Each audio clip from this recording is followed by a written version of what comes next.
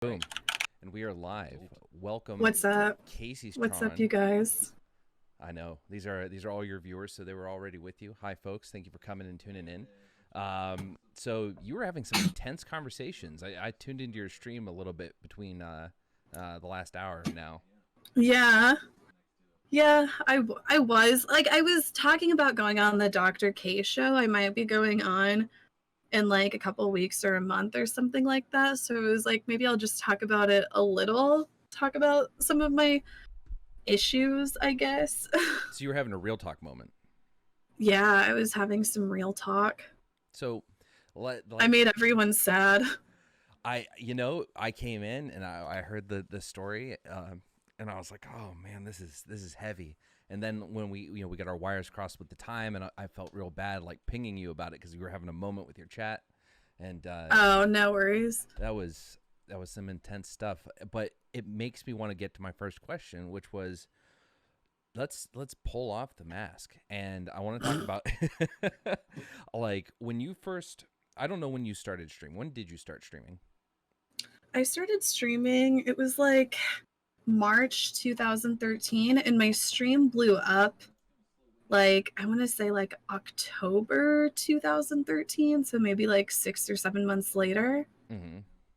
Mm-hmm. I remember the 2013 memes. I that's when I got into StarCraft and streaming, and that's when I first saw your stuff. And I remember the Pornhub logo. Was that Right. original? Yeah, yeah. And I remember you doing some Yeah. streams with Destiny too. Yeah. Um my stream with Destiny was pretty funny. Like, okay, I remember whenever I first had even heard of Destiny. I had no fucking idea who Destiny was. I was pretty new to Twitch. And I was playing World of Warcraft at the time. I was doing arenas, and I guess Destiny had heard about me or something because I was getting a lot of attention at the time. And a bunch of his viewers started coming into my chat, and they were just like, "Oh, Destiny's the best troll. Kaceytron can't out troll him. Get Destiny on the phone. Get Destiny on the phone." And I'm just like, "Who's Destiny?" And then eventually I called him on, I think, fucking Skype, because at the time people were using Skype. And I remember I can't remember exactly what he said. He was just like, "Hey, what's up, buddy?" or something like that, probably. And I just hung up and I was like, "I don't believe that's him." That's the And Destiny that way was to like greet my you. first interaction with Destiny. So, uh, did when you came in, like the troll thing is something that's always been apparent, like that Right. personality. Was that your intention, or did you just kind of slip into that and you saw it worked? No, like, it was honestly always pretty much my intention. And, like I had kind of been talking about how around whenever I started streaming, I was dealing with a lot of really heavy shit, and streaming was such a distraction for me. And I remember at the time just really truly being like, okay, I'm going through some depressing shit right now, but nobody wants to hear it. Everybody's depressed. People are watching my stream to escape. So I feel like it was just like I always went in with like the mask on. And I never talked about stuff like that on stream. Like, I would say like my first like 3 to 4 years streaming, I never talked about anything personal. I never really shed any light on my personal life or anything like that. It was just always like, okay, the camera's on, time to play the character, right? Um, but I feel like now I'll still have my moments on stream where I'll be very, in character, if you will. But now I feel like it's a lot easier for me to have kind of those personal moments, whereas before it just wasn't. Mm-hmm. And I feel like a lot of the reason why is because I've just been streaming for so long now. Like I was saying earlier, I have people who have literally been watching me, like probably 2, 3 times a week for 7 years now. So it's hard not to have that personal relationship at this point, right? Yeah. You know, So you started the character. Did you have anything in particular in mind? Like, did you go for that like mocking the cam girl kind of thing intentionally, or did you fall into that? it was definitely intentional. And I just, okay, like I remember whenever I was watching streams in 2013, and I was like, okay, I want to be a streamer. And it wasn't anywhere near as oversaturated as it is now. You know, like, how long have you been streaming? 2013. 2013. Yep. So, you know, Mm-hmm. it was a lot easier than to get noticed. Like, I don't know. I think I still probably would have gotten noticed, like, had I done it, you know, a few years later, something like that. Mm-hmm. I still probably would have gotten noticed, but maybe not as much. But I remember going around and looking at a lot of streams, and I remember just feeling like a lot of female streamers kind of took themselves too seriously because, you know, they didn't want to have that. They Mm-hmm. didn't want to be looked at kind of like the way that I was comfortable with people looking at me, I guess. Right? Mm-hmm. Does that make sense? Oh yeah, no, absolutely. And I guess I feel like I was just able to, I don't know, capitalize off of that. What I always say though is I feel like I wasn't really so much making fun of female streamers. I feel like I was more so making fun of the stereotype that a lot of incel like people will have of female streamers. I feel like is what I've always more so made fun of. Sorry, my dog's always bark. Yeah, where's Lecture? Do you talk to Lecture Fan? I have a little bit. You have? Like just Oh. on Twitter and on a couple of different podcasts and stuff. I'm like, I like Lecture Fan, honestly. I don't mind that he's a Trump supporter. Where did that I come from? generally I saw hate your Trump supporters. I saw Do you- chat bringing it up, and I heard you before you came on here. Like, what's up with the Lecture Fan? I was just talking about how I hate Trump supporters. Okay. I was saying, like, I've been saying that I hate Trump supporters and it's not political, it's just personal now. Like, I just personally hate them. No political reason, it's just a personal hate. Just Is what I've been saying. the idea that they would just kind of like unpalatable for you. Yeah. Yeah, like I just can't handle it anymore. I can't. You know, I don't get upset when people are just a Trump supporter. Like, I get that there are people with differing views. By the way, that Red Bull's amazing if you mix it with Sailor Jerry rum. It's Really? incredible. Yes. Are you a rum drinker? Not often, but when I do, one of my favorite things is to have it with that. I prefer rum, like out of like vodka, whiskey, rum. I hate like vodka. I'm always like, you hate vodka? I do. hate vodka. Vodka is, I don't know, terrible, disgusting. People say it mixes with anything and you can't taste it. No, No, I taste every it's bit like, of it. why mix vodka with anything whenever you can use rum instead? I think rum just tastes so much better. It does, and I'm a bourbon guy. Like, so I prefer whiskey. Not huge on Scotch. It just depends, but bourbon or rum. Scotch is disgusting. Yeah. I've had like, what's the really popular Scotch? Johnny fuck, Walker. Yeah, I've had Johnny Walker. Johnny like, Walker Black Black is Label. good. I like that. I'll drink It's that. just so strong. Mm-hmm. Oh yeah, no. See, Yeah. with bourbon, I can pound it on the rocks or neat just fine. But with Scotch, it's a slow sipper. Wait, what drugs do you do, Lycan? I don't do any drugs. Can you talk about it? Have you ever done psychedelics? No, I have not. I want to. You want to? I do. I look forward to the day that they get legalized. But Oh, we can talk about psychedelics. I've done psychedelics. Fuck Like yeah. I've done LSD and mushrooms and DMT. You've done DMT. Yeah. Okay, so I'm not a Trump supporter, but I am a Joe Rogan fan, and those often get lumped Yeah, together. Yeah. And so I've obviously, you know, as a Joe Rogan fan, I've heard about DMT for an insane amount of times, like, but I've never experienced Right. it. So tell me, like, what was it like? Oh my gosh, it's honestly, I always say it really fucking scared me. Mm-hmm. I wouldn't take it back, you know? Like, I wouldn't take, like, I've had some pretty fucking freaky trips, but I wouldn't take them back. Mm-hmm. You know, like, I feel like I was able to take something away from them each time. But DMT really, it did a number on me. And sometimes, okay, like, gosh. So I did DMT, and after, like, maybe like a couple of months later, I had done acid. And I tripped really fucking hard. And then like 6 months later, I did mushrooms, and I only did like 2 grams of mushrooms, and I tripped really fucking hard again. So I'm just like, did DMT fuck me up? I'm just like, am I not able to trip normally now? Have you? But Did you find your yeah. marijuana experience different after doing psychedelics? No. So Steven and some of his friends have said that like after doing psychedelics that I guess I can kind of it's just with like that whole experiencing ego death. Like there's just this really weird feeling and it's really hard to place exactly with ego death, mm-hmm. but I've experienced ego death like whenever I did DMT. I experienced it one time on acid and then I experienced it another time on mushrooms, and it's like each time like I experienced ego death to like a different degree. Like it was like whenever I did DMT it was like very harsh ego death. Whenever I did acid it was kind of harsh, and then whenever I did mushrooms it was like not, like a little bit easier to handle.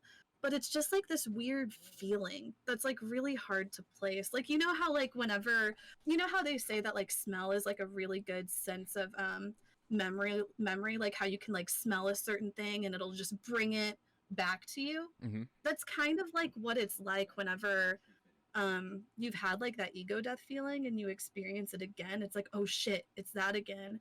And I guess there have been times where I've smoked weed where I've like had like a little bit of that feeling but not completely. So maybe that's why it kind of freaked them out a little bit, because weed is a psychoactive too. Right. But So wait, I did you don't know. when you say harsh ego death or more harsh ego death, do you mean that like the experience was more negative or more like More, invulnerable or revealing? like just the experience was more like, it's almost like there's different degrees of ego death, you know? It's like whenever I did DMT, I felt completely dead. Whenever I did it on acid, I just felt like a little bit dead. Mm-hmm. And then whenever I did it on mushrooms, I just felt maybe a little tiny bit dead. What was your You favorite? know? Um, I don't know. They were also different. I would say they were all of my favorites. So the time that I did DMT, I'll tell you about. Okay. I'll tell you about the experiences individually. Um,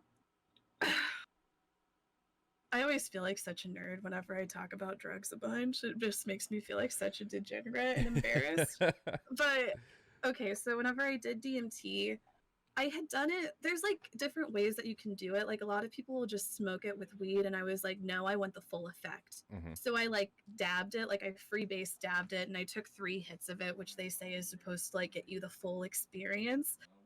So um I remember like I took 3 dabs of it, and like then I'm just like falling back into my bed, and it feels like I'm almost kind of paralyzed in a way. I don't know, like I was completely incapacitated, and that's what they say that happens. You Mm-hmm. just like are incapacitated and they'll feel like you're out for hours, but it'll really just be like 15 minutes or whatever.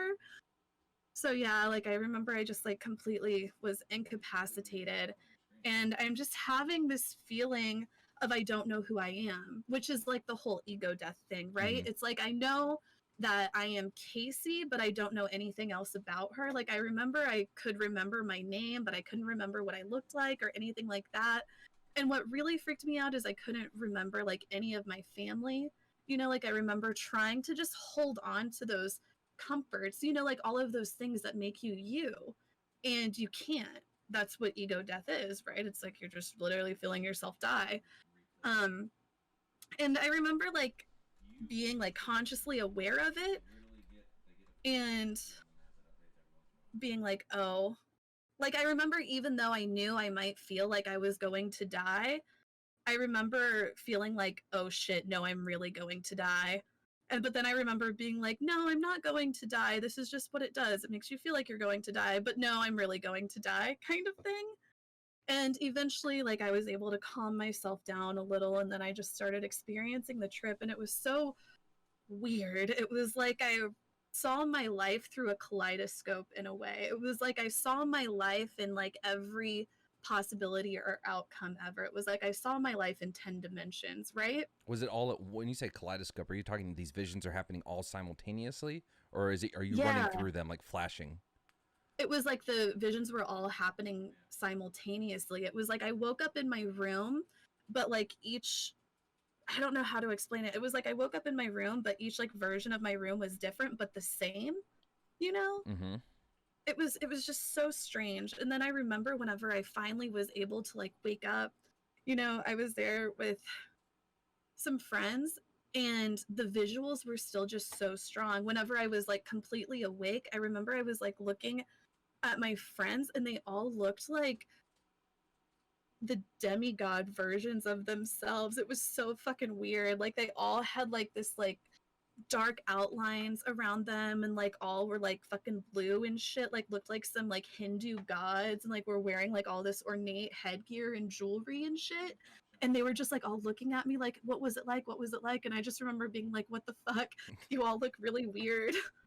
Wait, Right. so So were that you was out of it and this was like a continued reaction, or was this still you tripping? it was still me tripping. No, it was I woke up like I was out of like I wasn't incapacitated anymore. I was woke up, but I was still just getting really strong visuals. Okay. So Um you were conscious though. You were like there in the I moment. was conscious. Yeah, I was there in the moment and everything just looked really fucking weird. But I just remember like days. One of the things about psychedelics that people don't really talk about as much is you just kind of feel it. Like not even necessarily like they say that doing psychedelics like increases the serotonin in your brain and shit. Like every time I do psychedelics, it does feel like it kind of like that feeling that like kind of I don't know, it's a good feeling. Like I said, Mm-hmm. it brings up the serotonin in your brain. It feels like it lasts for like a month, where you're Mm-hmm. just like kind of just going around like what the fuck stuff is I don't know. I don't know. So Anyway. I mean, yeah. So I want to try them. There's a little bit of fear, like I need a trip sitter kind of deal. But I mean, there's definitely the interest, right? Like I want to experience the ego death. I want to get that introspection. Microdosing is something I'm very interested in, I want to especially start mushrooms. microdosing. Like, Ego death is so I don't know. It's really something. You don't want to experience ego death right off the bat. Before you try to go for ego death, just do a normal trip. I would recommend. what was your dose of mushrooms the first time?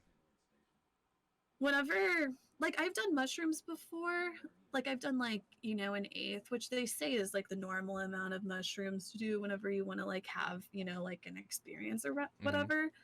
But the last time that I did mushrooms where I had experienced ego death again, I had only done like 2 grams. Oh wow, Like I was really? expecting, yeah, I was expecting to just, I was like, oh yeah, I just want like a mellow trip. And then I'm just like full on fucking tripping. I'm just like, what the fuck? I didn't expect this. I didn't want this. Um, but I think it was the strain of mushrooms that they were. I think it was just because they were like so much stronger or something. I don't know. Um, So but I mean, it sounds. How old were you when you first did a psychedelic of any kind? I didn't really start experimenting until I was older. I was 27. Okay, so you had a lot of like life behind you, and a Yeah. lot of Yeah. experiences and all that. Do you feel Yeah. that? I honestly, yeah. Do you feel you came out the other end like a little more self-reflective, a little more introspective, a little more, aware? Oh, yeah, definitely. Let me tell you about my mushroom. Whenever I like had when God, I was like crying earlier on stream a little, so my makeup's all smeared. But I'll just put my sunglasses Oh, back you're fine. on. It's It's like it's honestly Discord call. They irreparable. can't really see it too well. Um, but whenever I had ego death on mushrooms, I remember it really, I feel like, did help me a lot with the grieving process. I remember like I had done these mushrooms and I was laying in bed and I was just like having this sense of, death, like separation from self. It's like literally like you're separating from your ego. And I remember thinking a lot about, like loved ones who had passed on. And I remember feeling somewhat like I was experiencing death, like I was experiencing what it felt like to like lose sense of self, and just like slowly like that feeling of letting go of everything that you are, right? And I remember experiencing this, and I remember whenever I was experiencing it, thinking of, you know, my loved ones who had passed away, and I remember in a sense feeling a lot closer to them. Like I had kind of maybe in some way experienced somewhat what they had experienced. And I remember just feeling really grateful that I was able to experience it and come back, whereas they were experiencing it for the first time and they, you know, weren't able to come back from it. You know, they didn't Mm-hmm. have that comfort of knowing that they would be able to return back to life as normal and, you know, see their loved ones again. They were just like facing it head on by themselves. And it also just made me have this feeling of, you know, like whenever you do experience death, no matter, you know, like where you are or who you're with, you know, you could, you know, like a lot of people, whenever they die, they're surrounded in rooms like full of their loved Mm-hmm. ones and whatnot. And even though they're there with people, it's like you still, no matter who you are or where you are, no matter how much money you have, you still face death alone, you know? Mm-hmm. So this was like, this is the experience you had then, or is this like a thought you came out of it with? It was a thought that I came out of it with. And I'm not saying like, oh, this is what death definitely is. Like, I'm not saying it's like definitely true that that's what dying feels like or anything like that. But it did. It gave me maybe a sense of what it could possibly feel like. And I guess in a way, it made me kind of more comfortable with my own mortality, which is something that a lot of people I think who do psychedelics will tell you is it like in a sense makes them more comfortable with their mortality and realizing their mortality and dying. I think the closest I've come to any kind of self reflection on mortality is when I went under for a colonoscopy, and it was my first time as an adult being anesthetized, and Uh-huh. just that moment of like they tell you to count, and then you're just gone, and Right. it's No, done. that's like what I always say, like do whenever I like passed out under DMT and was having ego death, that's what it feels like. It's like it's not like sleeping. It's not No, like you're just it's falling nothing. asleep. It's almost more like maybe, I don't know, I've never like passed out. Maybe it's like that. I don't know. It's just weird. Yeah, no, it was like nothing. It was just it ended, and then you're conscious again, and then it's like, oh, wow, like, and that just it wasn't until after, because obviously I was more focused on the results of that thing. But Right. like it was a couple days later, I was like, that being anesthetized was really really weird, and it was just that slipping into nothing that was strange. Right. Yeah. Yeah. I've gotten like I remember whenever I first started like kind of experimenting with psychedelics, just being like, I don't know, like I guess like since I've had like kind of harsher trips now, Mm-hmm. it's given me a lot more respect for how powerful psychedelics can be and how they should be respected. You know, like it's Mm-hmm. not like a drug that you should just go like, well, blah, blah, blah, I want to go and see crazy stuff. Ha ha ha! I'm going to a party. You know, like I feel like it's something that should be a little bit more respected and taken. You know, with a lot of I don't know preparing. No, that Right? absolutely makes sense. Yeah, 100%. Um, I want to take a step back out of this trip Yeah. we've gone into, and I want to go back a little bit to the Casey character, Yeah. because I have a lot of questions. So we first interacted, I think, on one of the Raj shows, right? Yeah. And I think I one of my thoughts, my critical thoughts of seeing you on these shows is that when it comes to certain serious issues, I couldn't tell when you're joking or not. And I think a lot of people like are curious when you're serious, when you're not. And when it comes to certain issues like women on the platform, for instance, like it has seemed like you've danced like a gray area between mocking the stereotype but also somewhat mocking people. Do you Uh feel that huh. that has negatively affected your serious input on what it's like to be a woman on Twitch?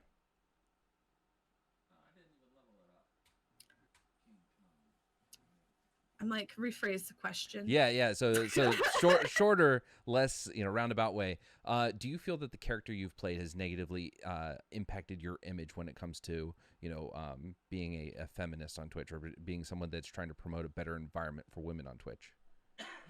Um, I don't like. I guess I don't think it's really negatively had an effect on me trying to have or trying to make a better environment for women on the platform, because honestly, like, I feel like in a lot of ways, I was kind of, a front runner for, yeah, women should be able to, wear what they want and do what they want on Twitch. Like, I don't, like, a lot of people will be like, oh, showing your tits ironically is still showing your tits. And I'm like, yeah, I agree. I don't have an issue with showing my tits, and I don't think anybody should, like, I'm not doing it ironically. No, I am really doing it.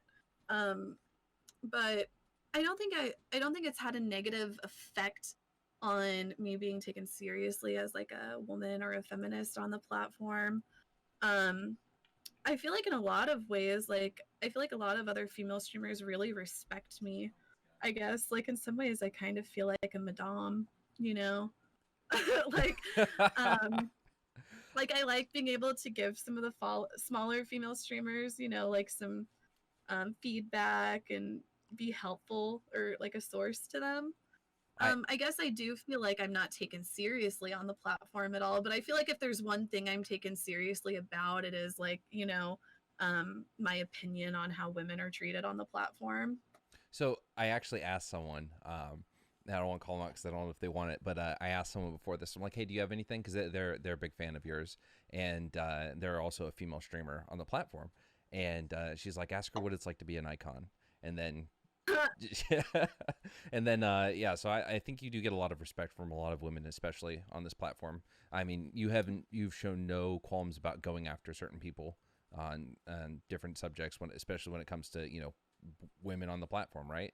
And everyone Right. appreciates someone who's willing to stick up for that when they see that something is wrong or amiss. Right. And like, I feel like in a lot of ways, it's just topics that a lot of streamers just don't want to touch on. And I understand why. Like, I've kind of, I don't know, like, sometimes I'm like, like, I guess I do definitely consider myself a feminist, but you know how feminism is just looked at as being such a negative thing, and calling a woman a feminist is like used more so as an insult because people don't really understand what feminism is and they think it's something completely different, Mm-hmm. but anyway. Do you remember calling me a scuffed Chad? Yeah. Yeah. All right. It's just, it's one of those things, like, it's just whenever you get on the Raj shows, it's just like a pissing contest, and it's just like everybody wants to be the most alpha Oh no, because so everybody. this was Twitter. This was Oh, it was on Twitter. it was during the train thing. Oh, During your video, the video where you were like one of the 12 different people that spoke up about it. It was a video about like the female experience on Twitch. oh yeah. Yeah. So I want to ask about that. I thought the scuff chat thing was fucking hilarious, by the way. But no, do you think, and I ask this genuinely, do you think that Train is an outright chauvinist, or that he's just a mild sexist, or do you think he's like a problematic dude that has some problematic takes that those takes could be called sexist? I would say that he's at least a mild sexist. As I in, don't think it's just him having takes that could be taken as being sexist, but I would say he's definitely at least a mild sexist. Like, I don't think he's, full on saying anything, outright, incredibly sexist. It's like passive sexism. It's just like how there's, like systemic stuff. yeah, it's just like how there's like passive racism. There's people who will just have these kind of racist views, and it's maybe like they're not being outright racist, but it's still racist. Like, I feel like it's kind of just passive sexism, and it just, like, it can be just so frustrating. Like, a good example of it, and I'm not trying to like I get it, like, I'm not trying to hate on Andy Milanakis or anything. This is just like something that came up last week, but I remember I was on the Raj Chiller with all these other girls, and we're all like bitching and yelling at each other and shit, and Andy comes in and he's like, yeah, I watched this show for 2 minutes and I understand why you're gay, Raj. And I get it, like, funny joke and everything, but it's just so frustrating as a female because guys do that shit on stream all the time. Every time they go on the Raj show, it's just like all these fucking guys arguing and trying to be the most alpha nobody's like, oh, shut up, these annoying men.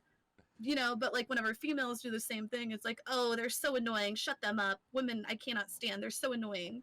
You know what I mean? Yeah, no, that makes sense. Like double standard. Like I Right, the double standard.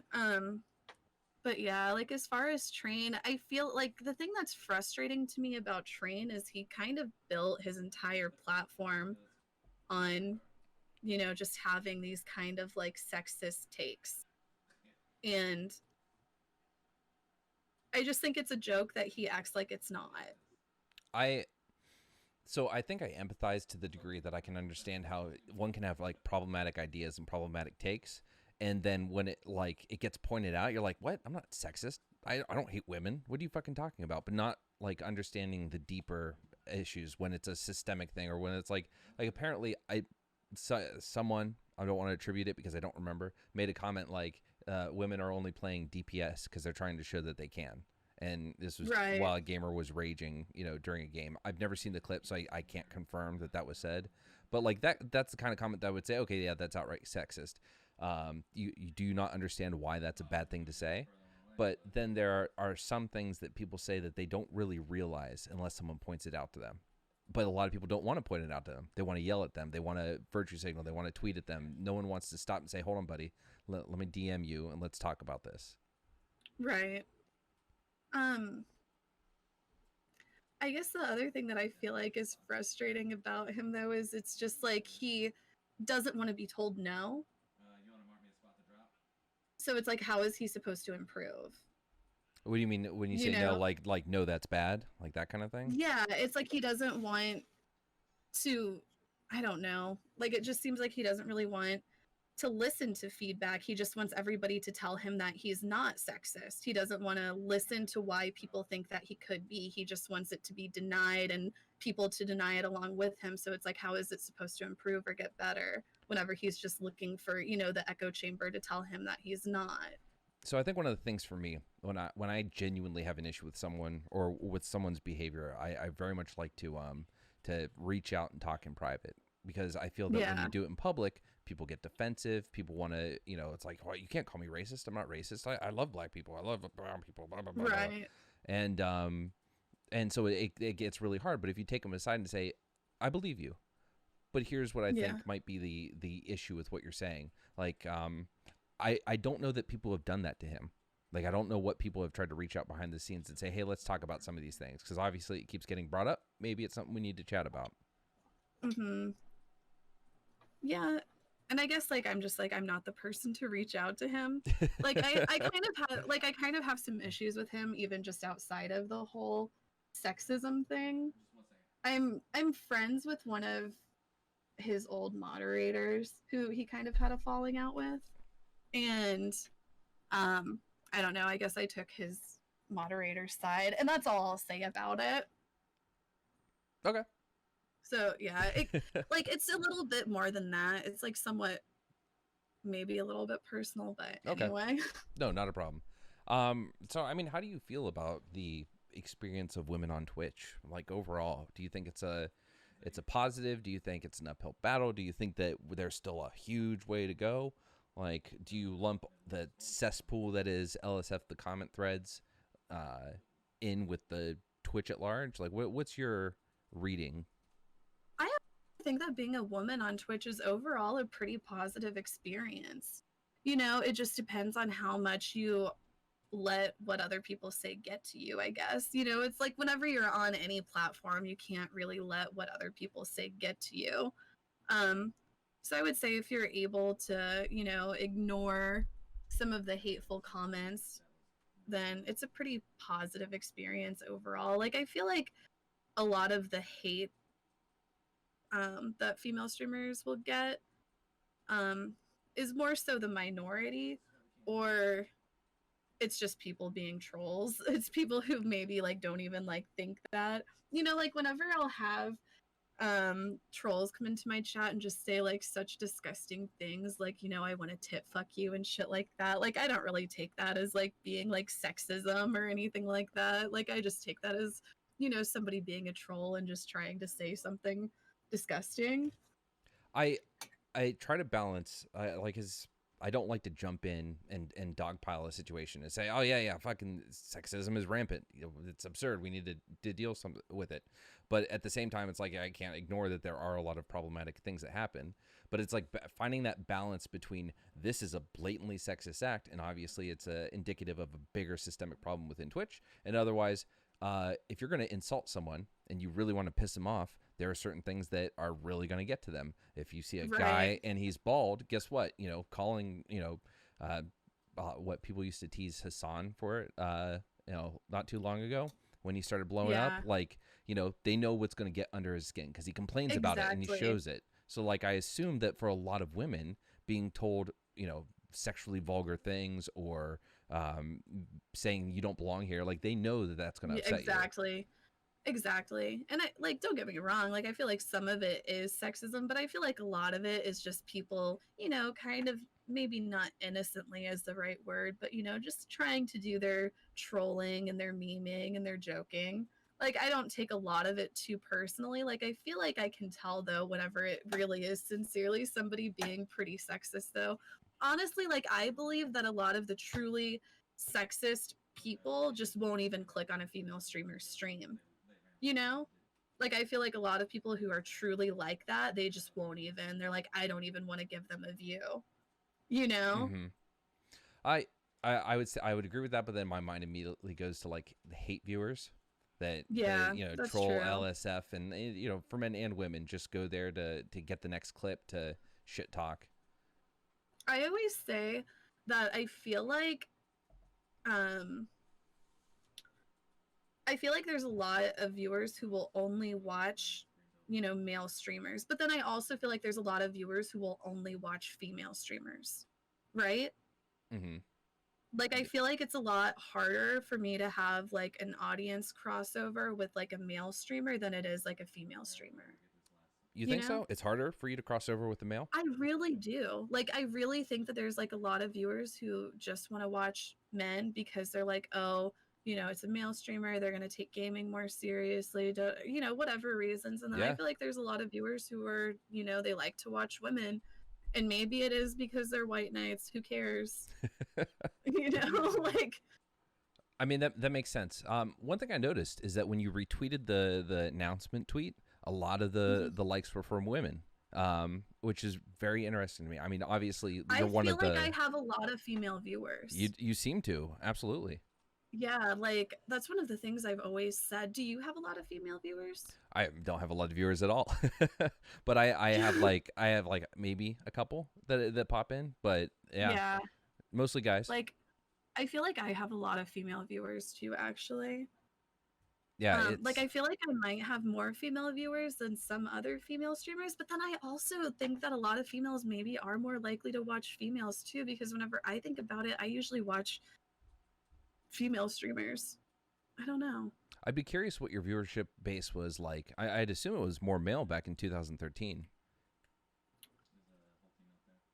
I mean, I wish that I could know. Like, I was actually like talking, like I did a partnership call with Twitch just a few days ago, and I got to talk to DJ Wheat. Oh hell yeah! Which honestly, he's awesome. Mm-hmm. Like DJ Wheat is honestly such a cool guy.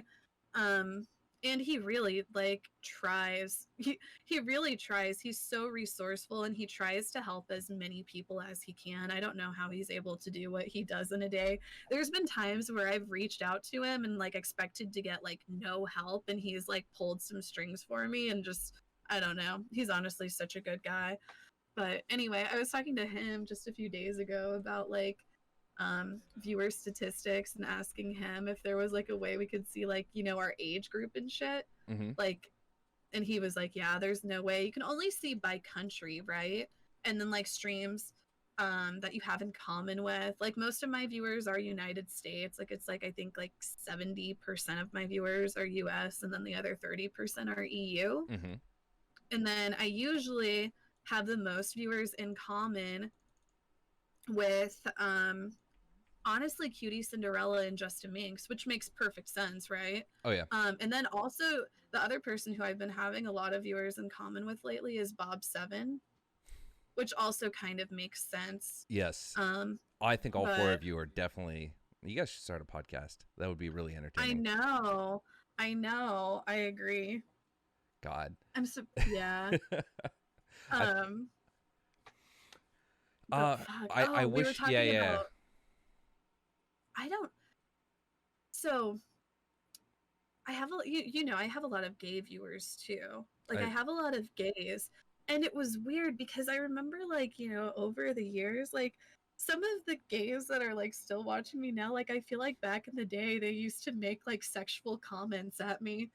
Like I feel like some of these gays for like a long time I was under the impression that they might have been straight just because they would say shit like, "Oh, I love your big juicy tits, Casey." And shit like that, and then I found out that they're gay men. I'm like, "Oh, okay." I I've had a lot of gay friends over the years, and that I every single one of them makes comments to our female friends like that. So Right? yeah, Right. but no, Yeah. you asked earlier, like, do I have a lot of female viewers? Oh, but I do actually have a lot of gay viewers, which Yeah. has been interesting, just because I have such a small community, like that so many are. Um, You need to stream under the LGBTQ tag. I didn't know that was a tag. See, I was talking about like stream theory. Like one of the things that I really like to talk about a lot that I'll go on about too much because I spend so much time thinking about like, oh, what do people like to see? What do people Hmm. like to watch? What's interesting to people? What can I stream? Um fuck, I just forgot what I was talking about. You're talking about stream theory and what's interesting, and you like to Oh, theorize. yeah. Yeah. No, not string theory, stream theory. um but it's really hard to be interesting on stream, right? It's so hard to like just be able to gauge, what your viewer is going to like to listen to, Hmm. you know? Yeah. Like one of the things that I felt like I would talk about too much, for example, would be my animals. Like I'll go on about my animals and my cats and Hmm. dogs and shit, and I'm like, people don't want to hear about this. Like what does like if some person who's never heard of me before comes into my stream, what the fuck are they gonna care? Some white girl is talking about her dogs. You know? Yeah. No, I get what you're Like saying. I try to think about it in context of that. Like people like politics. People like to talk about politics. Not really my viewers. A lot of people Probably like more to see so your people fight viewers. about politics. Yeah, people like to see people fight. Yes. The raging. I don't know. Do you so that's got to be an interesting thing. Like, I mean, you used to play a lot of games, right? Do you still play games? Yeah. I mean, no, because you get so many viewers just chatting. Yeah. I mean, it Right? yeah, no, I mean, I haven't so here's the thing is I actually haven't been confident enough to do just chatting streams. Like I've been doing the podcast and just chatting. I do cooking streams and just chatting, but like the cooking streams do well. The podcast does Uh-huh. pretty well. But when I just Yeah. play video games, like it's easier for me because I have a game to focus on, but it's way harder to be entertaining and play the game. And unless you're Right? amazing at the game, people don't want to watch you unless you're entertaining. Right. So It's true. It's like you have to whenever I try to do video gaming on stream, it's just like you have to think out loud the whole time. yes, Right? It's just yes, like you have to keep the dialogue going and just say your thoughts out loud, which is just so hard to do because then you're also trying to concentrate at the same time. that used to be But the grind, man. It was you had to get on, you had to play a game that was popular enough to get viewers, and you remember had to whenever you talk. used to actually have to play games and it was like if you didn't play a game for like 15 or 30 minutes or something, you could get banned, I do, right? yes. Those were what the rules were. Like you had to be playing a game. If you were like not playing a game for too long, you could literally get banned. Do you remember when you could sleep on stream and not get in trouble for it? No. Yes, yes. I remember like I don't remember whenever you could sleep. I just remember it being that you could not until, like recently. Yeah. Oh wait, are we allowed to now? Yeah. I guess I'm You should do a gonna. sleep stream. I The sleep streams do so well, actually. I don't know how, but they do. Oh my gosh, there's some creepy people who watch the sleep streams though. I swear, like my sister stumbled upon this Instagram account that had like commented on like how she snores or something because she did a sleep stream, and she went to the account and they literally just had like all of these candid like screenshots of women sleeping, like not even in a sexy way, you know, just like with their mouth like wide open and shit. That's Isn't that super fucking fucking weird? creepy. Yeah. Super creepy. Sorry, my roommate's going to the bathroom. Oh, no worries. Um, Is this like your stream room? it's I guess you could call that. So I live in a townhouse and Uh-huh. it's like a ground level basement. Okay. Yeah. So like I Is used it your to. room too? No. My room's You have a whole upstairs. stream room? No. That's So nice. there are two computers over there. So the roommates' computers are set up Okay. down that way. They moved me to this corner because getting on those like debate panel shows gets really loud, and so Uh-huh. the door or the stairs is over that way on the other corner. And they thought, oh yeah, if we move him to the other side, it'll be quiet. And apparently, uh, something with the acoustics, it's now very loud, like much louder. I don't know. Oh, wow. Yeah. Are there So any like debate streams you're going on um, soon? I might go on Mindwaves and Leon Cyphers had a show together. Mindwaves is taking a break from running panels, so I might go on Leon's tomorrow night. But otherwise, that might be the only one. They What get kind of political stuff are you going to talk about? I feel like I don't know. So I've been thinking a lot about because you know I go on Raj Royale sometimes, and I never do that great on Raj Royale. I always do a lot better on Rajtular because it's just different, yeah, political shit. And I've been trying to like think about like a new approach to Raj Royale, and I feel like people do want to hear like my serious opinion. yes. It's just hard. Like whenever I give my sarcastic opinions, it really is like kind of my opinion. It's just me being sarcastic because I'm just always sarcastic about everything, you know? That makes sense. It does. Um, but I feel like I need to start trying to articulate my opinions a little bit more seriously. But then I kind of go back and forth. I'm like, no, people don't want to hear me and my serious opinion. They want to, like, I'm on the show to make jokes and meme, not to give my serious opinion, right? Yeah. I go back and forth. I And mean, like, am I supposed to give my serious opinion? But then I don't know. I guess I have a hard time maybe articulating myself because for the past 7 years, all I've done on like the past 7 years, my stream has just been memeing and making jokes. mhm. So it's like it's hard for me to be serious or political on stream whenever all I've done for like the past several years is just meme. Like it's my comfort. It's what I'm used to. I might be projecting here, but I want to see the serious Casey. I want to see the Casey that comes on and like where there's no fucking question that when you go off, when you give your input, it's like no, dead serious. This is what I fucking believe, 100%, It's hands down. my tone is always so weird. Like, and I don't even do it intentionally. Like, I feel like right now I have like a more real tone, and it's probably easier for me to because it's a one-on-one conversation. Hmm. But sometimes like I just have such a tone, and it's like sometimes I just cannot stop talking that way. And even whenever I'm talking seriously, I'll have that tone, so it'll just sound like I'm not being serious anyway. I don't know. It's really fucked up. It's boring, it's not fun, but anytime that I think someone's going to misinterpret something, I give explicit call outs. I know you might think I mean this, I do that, and like makes a lot of shit I say really long winded, but it's like, no, I'm being dead serious right now. This is what I think, blah, blah, blah, blah, blah. I think doing Yeah. that might take some people back a little bit. Honestly, maybe I should say that. Maybe that would be better for me to do. Like, if whenever I give like my sarcastic joke take, I can be like, "No, I'm being serious, and this is why I said that." Hmm. Maybe that would make it make a little bit more sense. But I don't know. Like, I I feel like I'm bad at politics. I'm one of those people, and it's like I don't really have time to get super into like policy and shit like that. Like, I Hmm. just don't. So I just kind of get on the what are they called? Like The panel shows. the not the panel. I'm talking about like the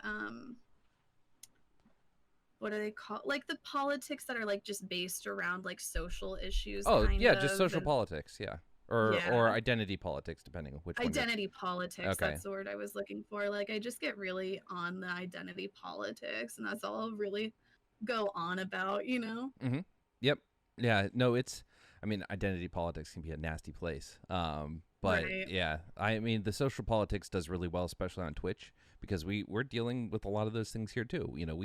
How many times have we had to deal with like someone saying the N word, or like some sexist comment and whatnot? Like we're always discussing this. That's why a lot of the Raj topics end up being about that shit.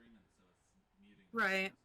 Yeah, true. And I mean, there was just, the shooting, the murder that happened. That God, yeah, I started seeing about that. I hate that I get my news from memes.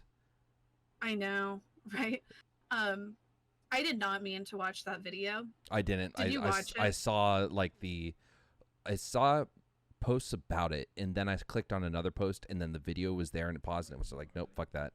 I don't want to I see it. didn't realize it was a video and I accidentally saw it, and it was just like one of those things, that just like really is kind of like, I can't believe I just fucking saw that. That's so fucked up. It's like shocking, Yeah. and like we're born of the internet time. So sometimes it's kind of like it takes a lot to shock, and then you just see something like that and you're like, what? Yep. So I cooked a lobster the other day, and I had never killed my own lobster to do, before. I've seen it done like in so many cooking videos. So I did it, and there was like a little bit of a reflective moment afterwards. It's like, yeah, I just took that animal's life, and that animal isn't small, right? I didn't just step on a spider. Right. But I saw this son of a bitch on YouTube. Rather than doing that, he used scissors, and he just cut it slowly. And I don't know if he's like stupid and didn't realize what he was doing, but it was absolutely horrifying. Like that, I don't know to what degree the lobster is capable of feeling pain, but to watch it writhe around and its tentacles move and all that other stuff, or the antennas move. It's like, yeah. Yeah, no, and it's like I've seen some crazy shit. Like the NSF, I don't like not safe for life stuff. I don't like gore, but you come across it all the time. I cannot stand, like gore or like the torture porn type shit. It just like makes me like physically ill. Like I couldn't even watch like that season of American Horror Story where it like starts off with what's the woman who played Kathy Bates, what's her name? I know who you're talking about, but I've never seen American Horror Story. Oh, there's just like this season where it's like it starts off and they're like trying to like sew this person into a horse and put like a minotaur thing on it, and I'm like, I can't watch anymore. Jesus Christ. Yeah, like I'm like, no. Oh, it's like that Tusk movie. Yeah. Maybe we should change subject. Yeah. What's a happy subject? Do you have a Bengal? Is your cat a Bengal? Yeah, she's I don't know, where did she go? Malagos. Oh, you Bengal. are a WoW player. I forgot. Yeah. I wanted to I thought about naming her Alex Straza, but Malagos stuck. I named my the guy you saw walk by. I named one of his cats Sylvanas. Oh, I have a cat named Sylvanas too. Actually, it's actually my sister's, but I named her cat Sylvanas basically. And my sister doesn't really even play World of Warcraft. She just has a cat named Sylvanas. They ruined Sylvanas. They ruined it. Yeah, they did. True. Well, we named her because she was she was just born like a year ago. So I named her after the fact. I was like, this cat's crazy. Yeah, it's I'm not a huge fan of retcon. Like if you say this is this as a game developer or a writer, and then you change it suddenly for whatever reason, I'm not a huge fan of that. I want some retcon. I want Sylvanas back. I want to be happy that she's a member of this this world and this universe. I want to enjoy her presence. I don't like her now. I mean, maybe she'll see a psychiatrist and get medicated. Maybe she'll see an alchemist and get like some really good potions that fixes her chemical imbalance. We think that's maybe what that'll it is. Be the next WoW storyline. Oh, Shadowlands, place you go after one too many Xanax. I have not really. I played World of Warcraft, and my character now is actually still, what's the level cap now? 120? Yeah, I think so. My character now, I've always, done the level cap. I don't know why. I stopped playing World of Warcraft basically after Cataclysm, but I've still, for some reason, forced myself to just at least get the level cap, so I'm still caught up. You and me I'm both. I think I think I'm gonna give up. I don't know if I'll be getting the Shadowlands level cap. I'm like, I don't know if I can do it another time. I how long have you been playing? When did you start? Gosh, like 2005 or Oh, something. okay, so you're vanilla. Yeah. Same. Yep. So Yeah. I've been playing for a long time. I love the game. I played through Cataclysm progression, and then Hmm. I went to Afghanistan in 2012, and that was sorry. I'm trying to not eat him, but he's Yeah. spazzing. Um, I went to Afghanistan in 2012, and I didn't get to finish Pandaria, so I came back like when Right. the what was the Iron Horde expansion? I can't remember. Um, Hmm. Warlords of Draenor came out, right? I've done the exact same thing as you. Like level cap done, level cap done. I tried raiding the last two expansions. I just can't keep up with it. So you were in the military? I was. You were. Did you go in like straight out of high school or like Yeah, 6 days after graduation. really? Yep, yep. Wow. I had actually enlisted the year What are before. your feelings on it now? On the military, Yeah. I love it. I miss You it. love it? Yeah, yeah. You miss it? Do you think you're gonna go back Nah. Well, do you mean go back as in get recalled, or go back as involuntarily?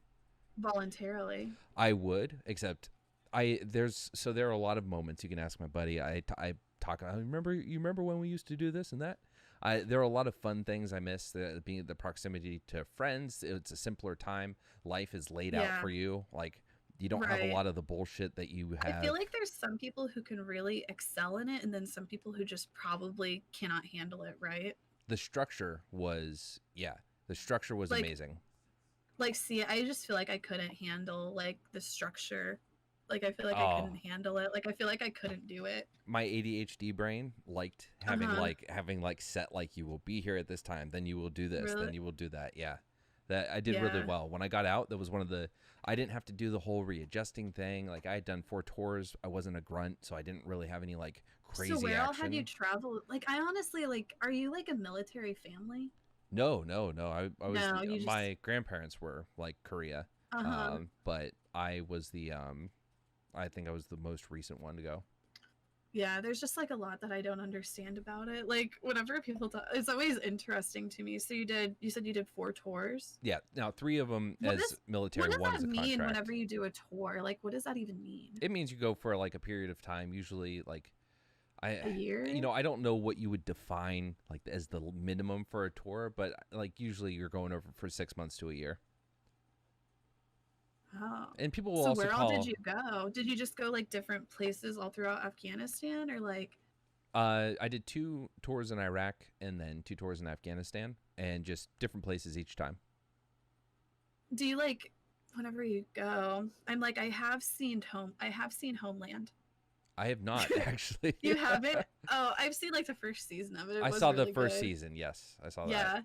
Yeah. Um but what's it like, being an American like soldier and going out and like seeing, like citizens and how they look at you and is it just like Um so there's a you don't spend a lot of time off base unless right. you have certain operations. So there were only a few times that I went off base, and Uh-huh. you're as someone that didn't do it often, I was much more like heightened sense of awareness. So I wasn't too much processing. Hey, do these guys think we're assholes? As much as I was thinking like, who looks suspicious? What do I have to look out for? Like, is anyone acting weird? Things like that. So Uh-huh. um, there are a lot of people like over there that are very happy that we were there and present. That when you're looking at Right. the village level, like you're talking to these leaders, you're talking to the people. They're very happy because we're there providing. Sometimes we're providing food, sometimes we're literally just providing blankets in the winter. But for the most part, they see us as someone trying to do good. Now, on the big picture thing, there are a lot of Uh-huh. people from those countries that are like, get the fuck out, we don't want you here. There are a lot of ways that we were destabilizing the area, whether or not we were attempting to do good or not. Like there were problems, right? So Uh-huh. it's not easy. It's not black and white. It's a different. You have people that look at you differently depending. Someone might have had their family blown up because they were hit by an IED that was meant for Americans, or someone might have had their family blown up by Americans. Obviously, that's going Right. to impact how they look at us.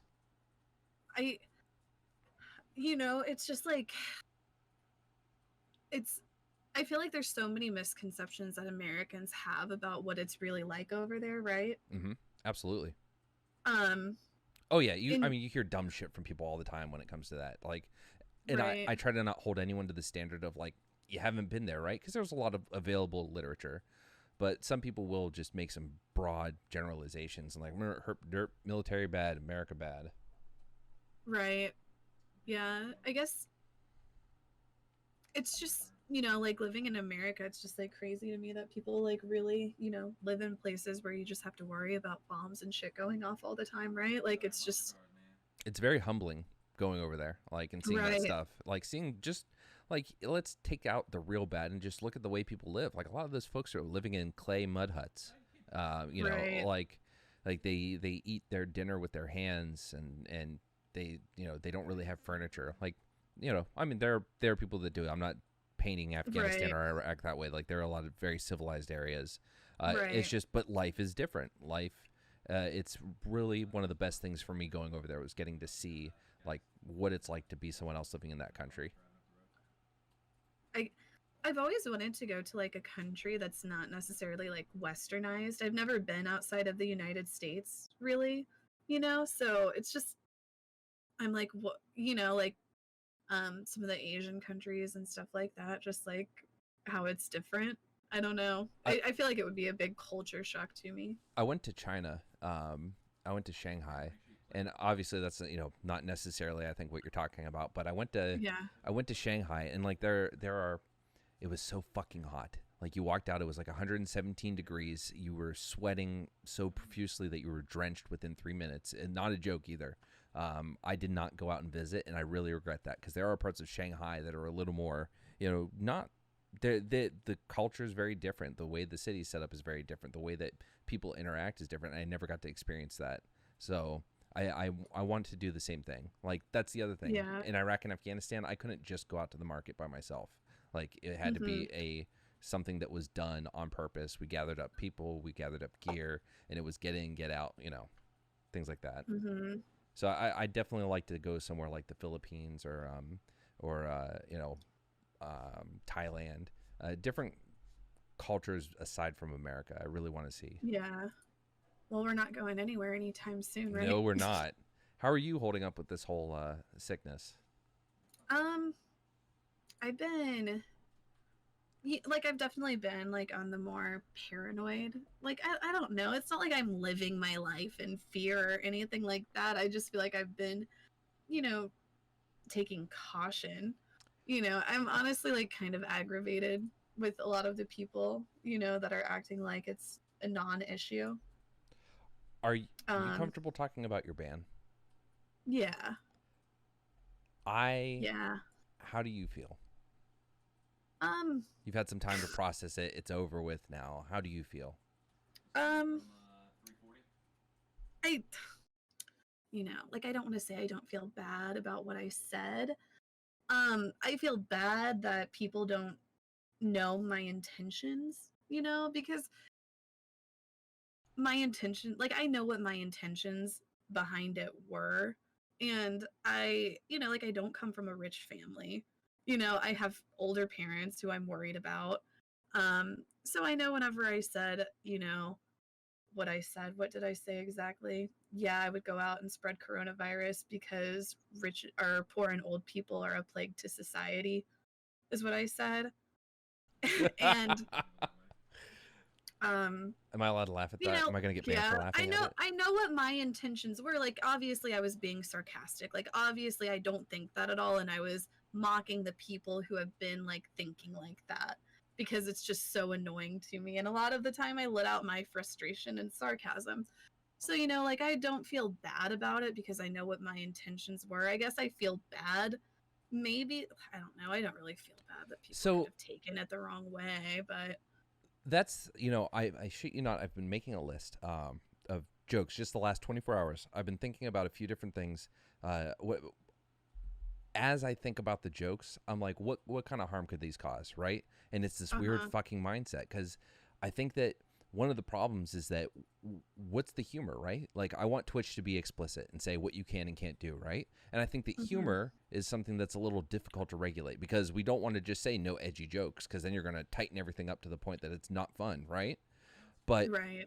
like, so I was listening to the, do you ever play Portal?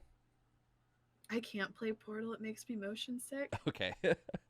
So I've tried to play it before.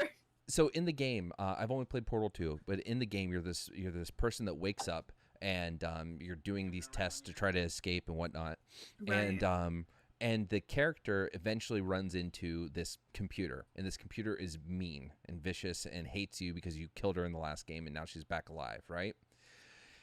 Anyway, the long story short is, throughout the entire thing, she calls you fat and ugly and stupid and makes fun of you, right?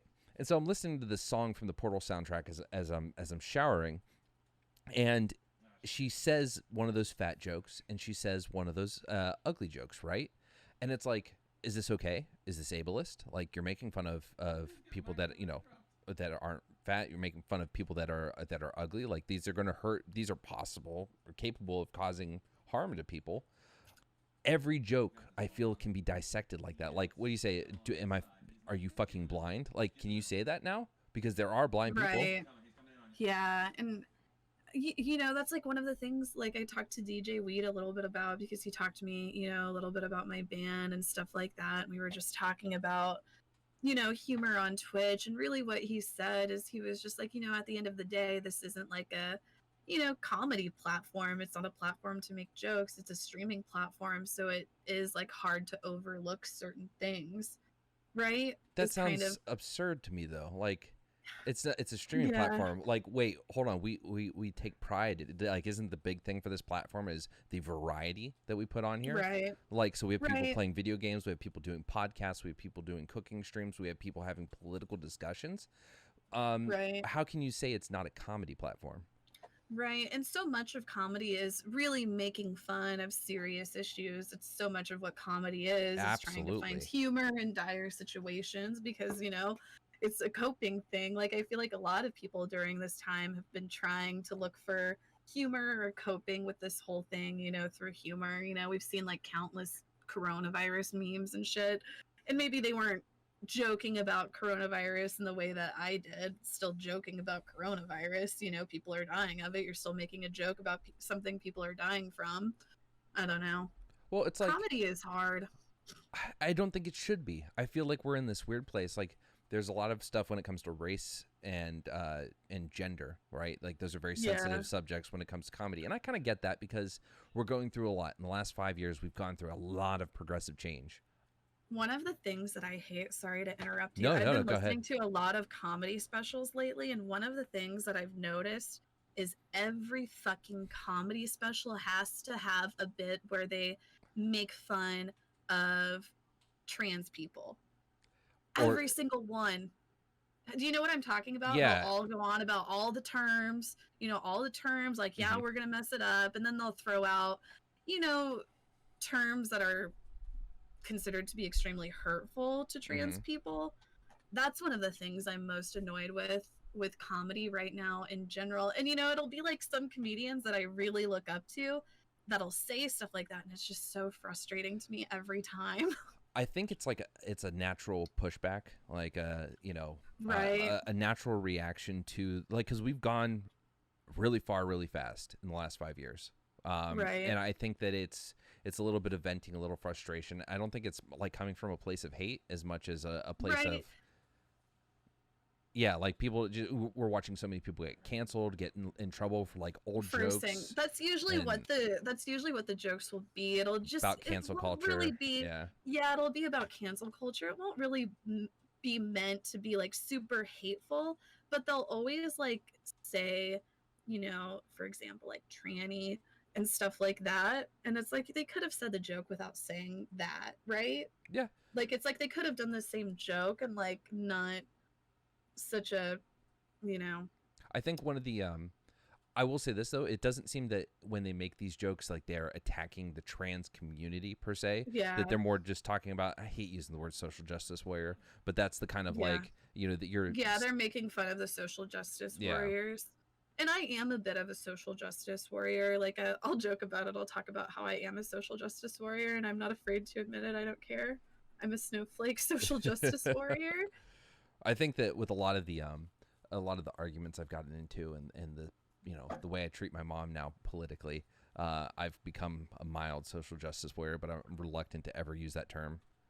Yeah, it's I'm also like someone who up until a couple years ago was a Republican and a conservative, and what changed? um Trump? no, actually, well, no, I'll say that Trump probably got me out of the Republican Party. I'm still technically, I Yeah. think, registered a Republican in Ohio, but I I it started with gay marriage. So I never was Uh-huh. like a I was religious, but I was never like a my mom didn't raise me to hate homosexuals. It Right. was just, hey, it's a lifestyle. God doesn't agree with that. If they want to get a civil union, all for it. They should have rights. They should have protections. They should have the ability to start a family and adopt kids. Just don't want to call it marriage. And that's, to me, I didn't see that as problematic. In fact, I didn't know about the word Right. problematic back then. Um, so yeah, it was about 2013. I just remember getting in a lot of Facebook arguments.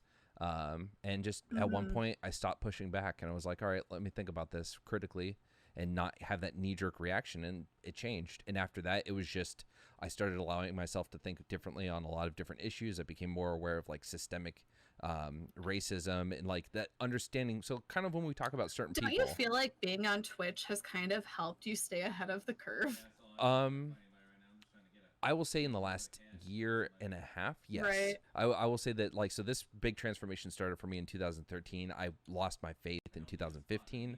Like Hmm. that's when that one went for me. It what's really weird though is I've always been pro trans rights.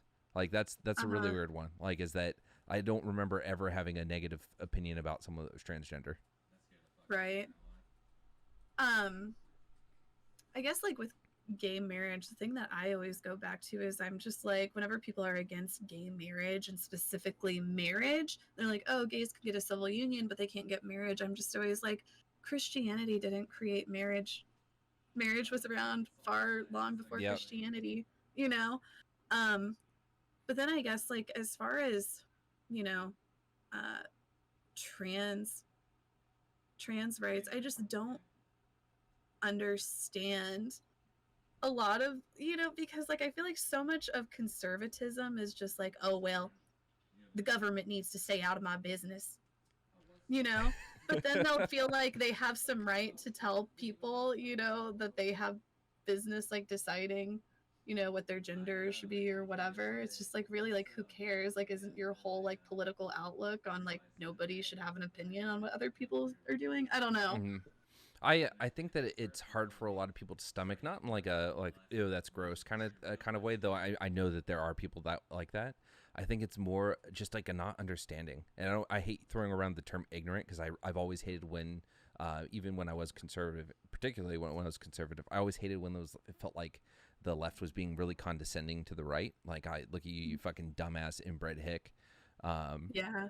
so, but it's like I do think though that a lot of it comes from ignorance, and some of it's willful because they refuse to even entertain the idea that something might be different. Right.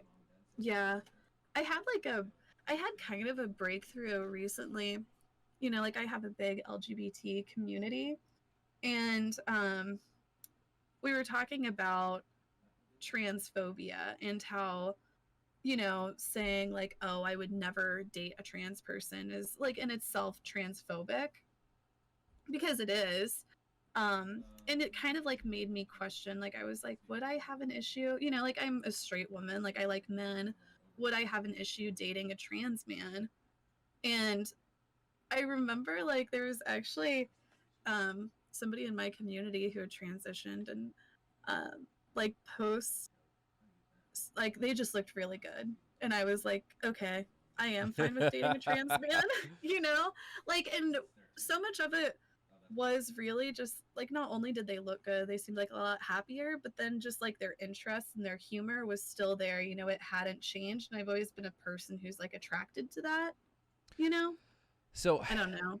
I think that you and I disagree a little bit here because like I would date a trans woman, but Hmm. I don't think that it's comparable. Like, I just don't think that you can like. I'm trying to think how to articulate this because you got to be careful. Right. I think people have preferences, right? And like Right. like a trans woman doesn't necessarily have to have bottom surgery, for instance, right? Or a trans man doesn't Uh-huh. necessarily have to have top surgery.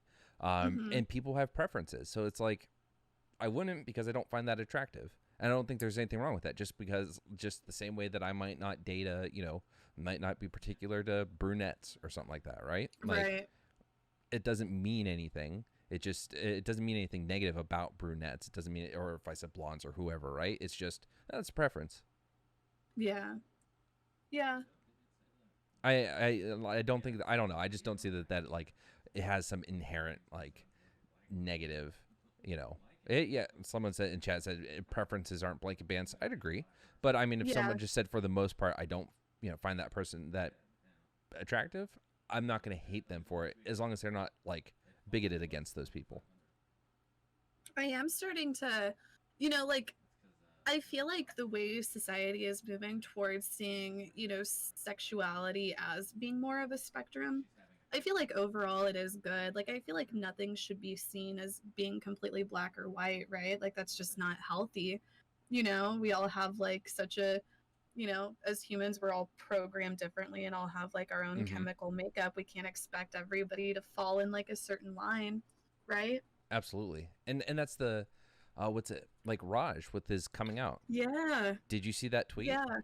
Yeah, I actually talked a little bit to Raj about it, and I remember, like, I've talked about this on stream a little bit, but, like, Raj wasn't out for a while. I feel like there was, like, a lot of people, like, kind of questioning his sexuality, not in a negative way, but I feel like rumors were kind of starting to, like, go around, and people were, like, I remember before he had came out, like, I had heard a few rumors that he was gay and whatnot, and I, didn't really think much of it, like, I'm like, I don't care, Mm-hmm. and I'm not going to like be the person to go and question him about it, I guess.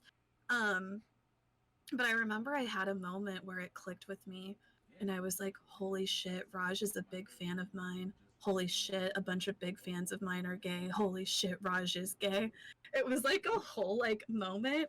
But I was talking with Raj about it before he came out and I just told him like I feel like society is kind of moving to where it's like, maybe gay people won't have to come out. Like it just won't be some sort of big thing because people just won't always assume that everybody's straight. You know? Yeah, Wouldn't I that be nice? Like I feel like society is kind of like getting towards that. Like I understand why a lot of people like do want to come out and why it's like, a thing and they want to come out to their families and stuff, but I feel like we're moving towards there being like less of a pressure for people to have to like come out, to society like Raj had to. It was like there was so much questioning like circulating. There was so many questions circulating his sexuality. It was just like he had to come out. Like he would like I think he got pretty comfortable with joking about it on stream. Like he would be like, "Well, I'm gay," and he would just make jokes about it and people thought that he was just joking. They didn't realize that he was being serious. right, and I think that's it, right? Like, because I don't think people were wondering like, is Raj gay? Is Raj not gay? Until he was making jokes about it, and then I think Right. that like that's where it was like, and that could have been Raj like testing It the water for himself, like. It was. I mean, I think it definitely kind of was in a way. Like, I feel like it was a way for him to get more comfortable with it, which I think was great, you know? Um, I Absolute. always feel, like it always, I remember whenever, like, I realized that Raj was, I didn't hear him at all. But I remember whenever, yeah, I heard you just then. Yeah, I can hear you right now. I'm an idiot. Sorry, guys. Oh, I had a brain fart moment where I was like, I muted myself on OBS, and I was like, yeah, how the I fuck do can you that hear me? too. Okay. I'm so sorry. Oh, no, you're okay. But yeah, so Um, testing it out, testing the waters. Yeah, I remember having like this moment where I felt really sad for Raj though.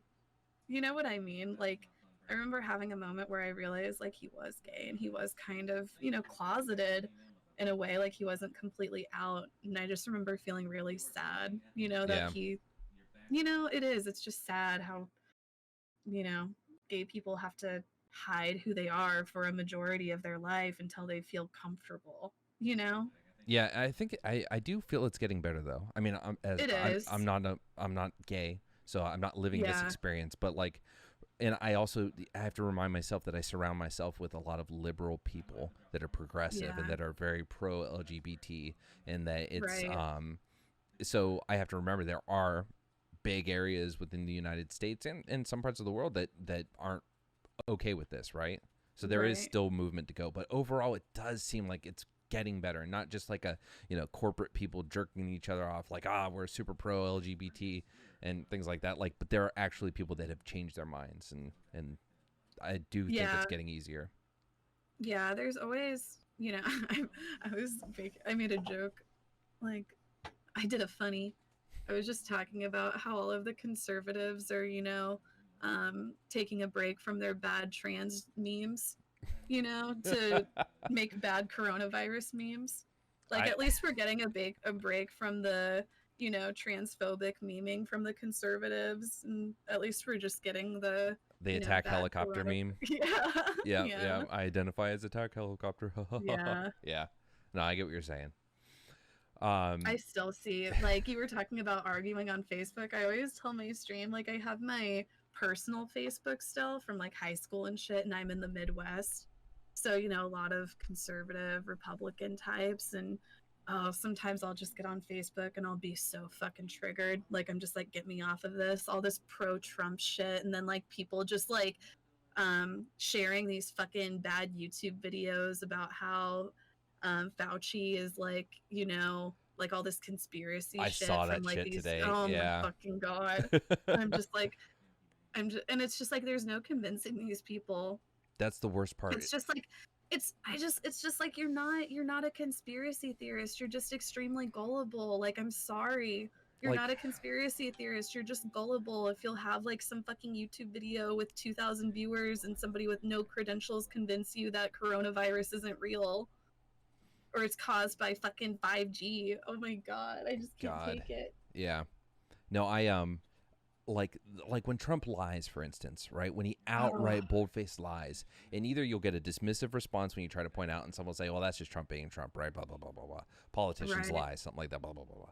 But like when it's like he was wrong or he did this and it was bad, and you can point to it, and that person's like, "No, he's fighting for the American people." Like, ugh. It's so frustrating, Right. and there's no way to get through to these people. And I don't mean these people as in like Republicans in general. I'm talking about the people that are just diehard Trump supporter no I matter what. I always do try to say, like, I do see a difference between the people who just identify as being conservative and the people who identify as being Trump supporters. There is a difference. Yes. Um, but yeah, the misinformation being spread on Facebook right now is just so unreal to me every time I see it. And like, these people just don't realize that they're just being duped so hard. Like, they think that they're just being fed the truth through Facebook, and it's just like, you're out of your mind. No. It's fucking Yeah. yeah. It's frustrating. It's really difficult to deal with. Mm. How's that Red Bull treating you? Do you drink the Red Bulls? I used to drink them religiously, and I had to stop. That's why I got my I know. colonoscopy. For real? Yeah, I was Oh my having god, am I gonna have to have one? no, I think it might have just been me overindulging. I had some, not to get too personal, but I had some questionable bowel movements that didn't make sense, and so the doctor's like, yeah, we're gonna go do this. So they did an endoscopy and a colonoscopy, and then I was like, yeah, maybe lay off the Red Bull. There's some inflammation. So I was like, all right, cool. You're like, damn. Yeah. So, Were but you scared? oh, they found a polyp. I forgot that part. Oh. Yeah, no, I wasn't scared. It was more just like, I want to know what it is, and I'm glad that I have the ability. I have insurance. Let's get it taken care of. Let's find out. I haven't really had to have anything, super invasive done yet. Like, that would just feel so invasive. I would just be so fucking scared. Don't you get? I'm like, oh my god. Huh? You don't consider the Pap smear invasive? Well, I mean, I haven't got one. Oh, I don't have health care. I don't know. Is that bad? I've just never like, okay, like I'm not like I don't have a lot of sexual partners. I really don't. You know, like I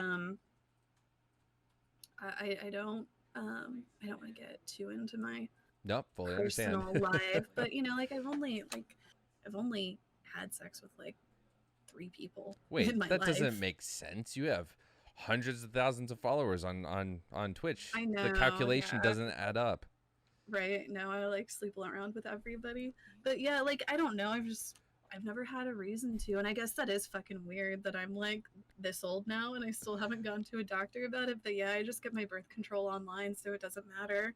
You can do that? Like I've never had any issues. Like I've never, you know, not to get too personal, but I don't know. I guess I'm just really lucky. I've never even had like what do they call it whenever it burns whenever you pee, like an UTI. infection.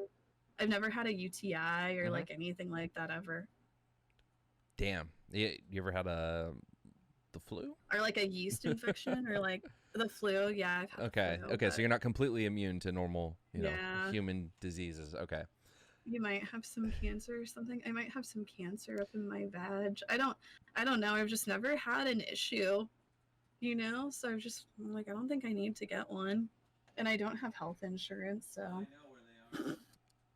Well, I we made it an hour and 29 minutes before I took this down some cringe road, and I apologize, oh, guys. I didn't think it was that cringe. Yeah, It's how, hard not to be cringe. it is. Oh, I have a Sometimes like huge problem with it. whenever you know you're talking to other people online and people are watching, it's just so hard not to be cringe, and it's so hard not to, like whenever I've hosted podcasts and stuff, hosting podcasts is so hard. People don't realize how hard it is. It's They really don't. yeah, like yeah, just a little bit of like making sure the stream's still up, muting if something gets too loud, whatever. Just that little bit like takes away from my ability to just focus on you and have the Right. conversation. Yeah. Yeah, and then just like, you know, there's like other certain like formalities kind of like, you know, shout out your channel like you're supposed to, you know what I mean? And Mm-hmm. it's just like, I don't know, sometimes it can just be so cringe on podcasts. But I feel like that's why people watch, right? Mm-hmm. People love cringe. That's what I always say whenever people call me cringe. I'm like, well, cringe is in. That's why they have fucking TikTok compilations with, you know, millions of fucking views. I fucking Like, keep hate, calling me cringe. Thanks. I hate TikTok. Me too. I hate it. No, like I've experienced a lot of cringe. Like that cringe pics used to be one of my favorite subreddits until it got super mean.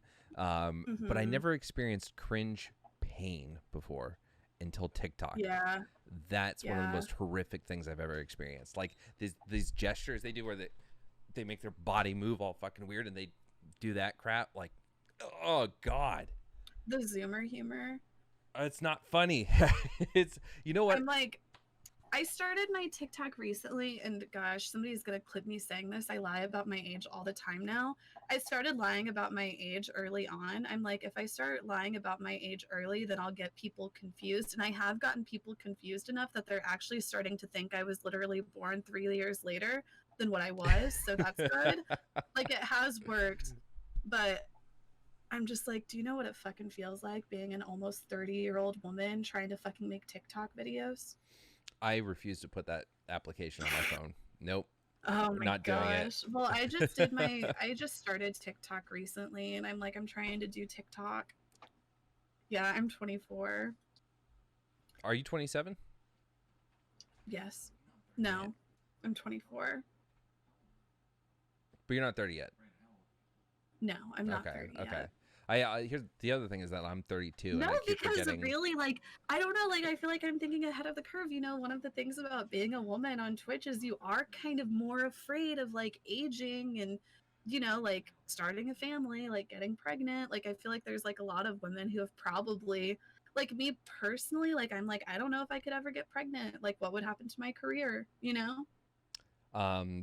Nothing because you're allowed to breastfeed on Twitch.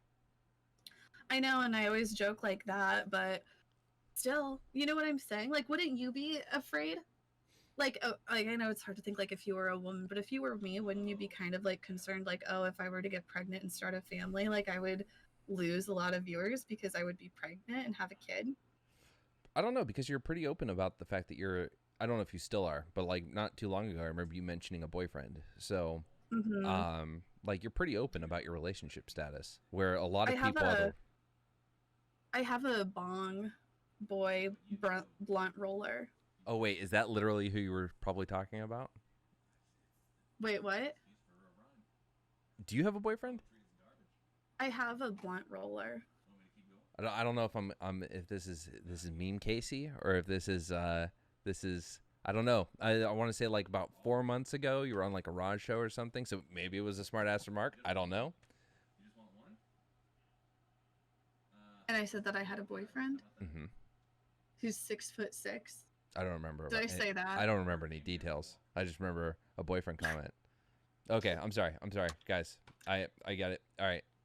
No, it's not that like I don't. It's not that I like have an issue. It's just like I feel like I shouldn't have to constantly, like say like my status, you know? Oh no, you shouldn't. But I was just more saying that like the No, fact that and you I do, don't think you yeah. were like I don't think you were trying to say that I should or anything, but like I feel like there's like a lot of pressure on women on Twitch to like be like super open with their marital status, and that there's not that same pressure towards men, Well, right? I think this, yeah. If we dissected And it, I mean, I get it. Like I get why, because a lot of people watch women for like certain reasons, or maybe they give off like vibes, but I just feel like I've never given off that vibe. Like I feel mhm. like I've never really like made my chat or like anybody think that, you know? Well, so to answer your question, then because of that, no, I wouldn't be worried. Like fuck it. Like now I have someone else living in the house, and I have a big belly for 9 months, and then I have a baby. Yeah, I could just say I was a surrogate. that I'm like, this that isn't too. my child. I'm surrogating. I'm about to get paid 100K. And then for the drama, you can say I decided to keep it. Yeah. That would be, yeah. Have you watched It's Always Sunny in Philadelphia? I've seen a lot of episodes. I haven't. I've watched the entire I thing though. just recently watched the one where like D is a surrogate. I don't remember this one. I've been watching a lot of It's Always Sunny lately. It's a good show, and it's It crazy. is. It's still going. I know, like it's like on 10 seasons. It's like they still do really well, and at no point. Hmm. I mean, it's really like Danny DeVito. He just makes it so amazing too. But at like no point has, like a lot of people will be like, "Oh, well, this show isn't as good now, but it's been going for 10 years strong," and nobody's like, "Yeah, It's Always Sunny in Philadelphia just isn't good anymore." Literally, nobody says that. Yeah, no, I every time I see an episode, like I saw the episode where oh, what's his name? Where he comes out. Have you seen that episode? Maybe I don't know. Yeah, that was a really good episode, like really well done too, and they had a Sigur Rós song in it, which was pretty cool. But Mm. yeah, so no, that show's still running and still going strong. I saw the Super Bowl episode. I think that was a really good one. Are these the newer episodes? Yeah, no, this was like the last season. I I think. haven't seen a lot of the new episodes. I'm on like season 7, I think now. I'm Are, like trying to watch in order, but you don't really have to watch it in order. you don't like there are little things that but overall, yeah, no, you can watch random episodes and still be entertained. Do you watch shows like The Right. Office, the what do you call it, the Parks and Rec? Yeah, like I haven't like I liked Parks and Rec, and I watched The Office years ago whenever it first like came out and stuff. I was actually talking I do like talking about comedy a lot. Like my favorite type of comedy is I love sketch comedy. And I was trying to watch like some sketch comedy on stream with my viewers like a week ago, and they get me so fucking triggered because they'll just be like, "Oh, this isn't funny. This is unfunny." And like I'll be showing like some of my favorite sketches from some of my favorite like sketch shows, and they'll be like, "Oh, this isn't funny at Like all." And SNL then or In Living my Color? favorite my favorite sketch show is Mr. Show. It's like mid 90s. It was on HBO, but I like Mr. Show, and then I like certain eras of SNL. Like I Mm-hmm. love you know, like 2012, 2013 SNL with Fred Armisen and Bill Hader. Yes, Bill Hader's a I love brilliant actor. I love Bill Hader. I actually just started watching Barry. Like I just started the first episode Yes, yesterday. Um Barry's so good. is it like I Yes. just started it. I'm excited. Like I actually got halfway through the episode and it was too late and I had to go to sleep, but I was like, yeah, I think this is starting off to be really fucking funny. Um, but oh yeah, I was just watching sketch comedy and my viewers were talking shit on me, and I was just like, yeah, go watch your fucking cringe TikTok videos. Like, go laugh at TikTok. Like, I feel like TikTok has kind of lowered the bar on humor. You know? Well, it's what's really weird is that it's just like a reincarnation of Vine. Like they're longer vines. True. But Me and then my sister were just talking about that today, how it's basically Vine. yeah, don't know why Twitter shut it down. Like I would love to know the logic behind Twitter because Twitter bought Vine and then killed it. And then look what's happening now, right? Like this is Right. There was always a calling for it. the only thing I'll say is, and maybe I missed it. I don't remember any cringe shit coming out of Vine. Like I don't remember like the gestures and the movements. Like I don't remember any kind of like particular culture thing for Vine. Sometimes I think that like the cringe, like I feel like cringe is sometimes just very loosely used. Like I don't know. I guess like the TikTok videos now are cringe, but the kind of cringe that I like is just, like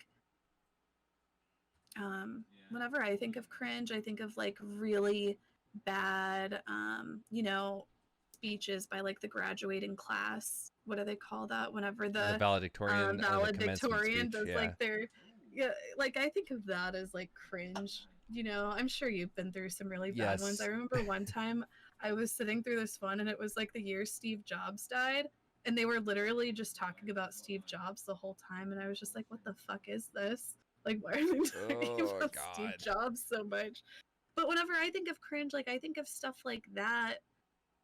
But now cringe is just like I don't I know what you know. mean. Like so, like the Biden thing about talking about the kids coming up and playing with his leg hair in the swimming pool. Yeah, That's cringe to me. yeah, Like that's like yeah, something that makes you go, oh, what the fuck? Like yeah. Like it makes you like physically uncomfortable just seeing it. like you know what's real cringe? Men under women's photos on Instagram.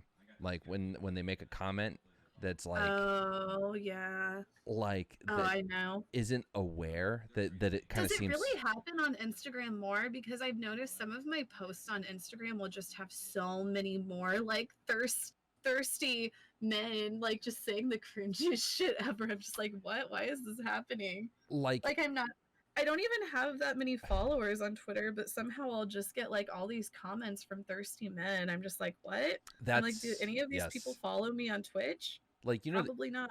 the joke when someone says, "I hope she sees this." Like Yeah. I really genuinely wonder if like they're like I hope she sees this. Like if that person when they post this, they think it and they're like I hope she sees this. And then it's like I try to not be mean. I try to not think that every guy that posts something like that is completely unaware or is completely desperate, and that it could just be like a genuine, "Hey, you're incredibly beautiful." Maybe they just Right. genuinely want to express that to you. I don't know. I could be projecting my own thoughts on this, but it's that kind of stuff makes me cringe a lot. I feel like they just don't know how to go about talking to women at all. That does seem to be a pretty common theme when it comes to the You internet. But then know, it's again, like, do they? How can you be so bad at talking to women? inexperience, a lack of experience, a Yeah, lack of self I don't. confidence. I feel like going into it and like calling a woman like beautiful is just a way to make them feel uncomfortable right off the bat, right? Like, I imagine you're pretty good at talking to women. You would never go into a conversation and just be like, hey, I saw you from across the room and I think you are beautiful. I'd like to take you out sometime. You would never do that, right?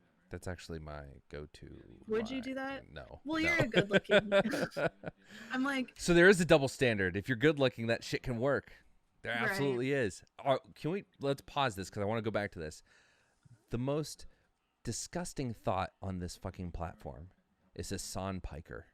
Like that disgusting It's, bastard goes on to yeah, the Raj. Hassan is a thought. He He does his is. Rochler, and to watch every woman just fawn over him and literally outright say, "Can I suck your dick?" Like, mind blown. Absolutely, that gorgeous motherfucker. I've never I mean, seen someone so aggressively hit on.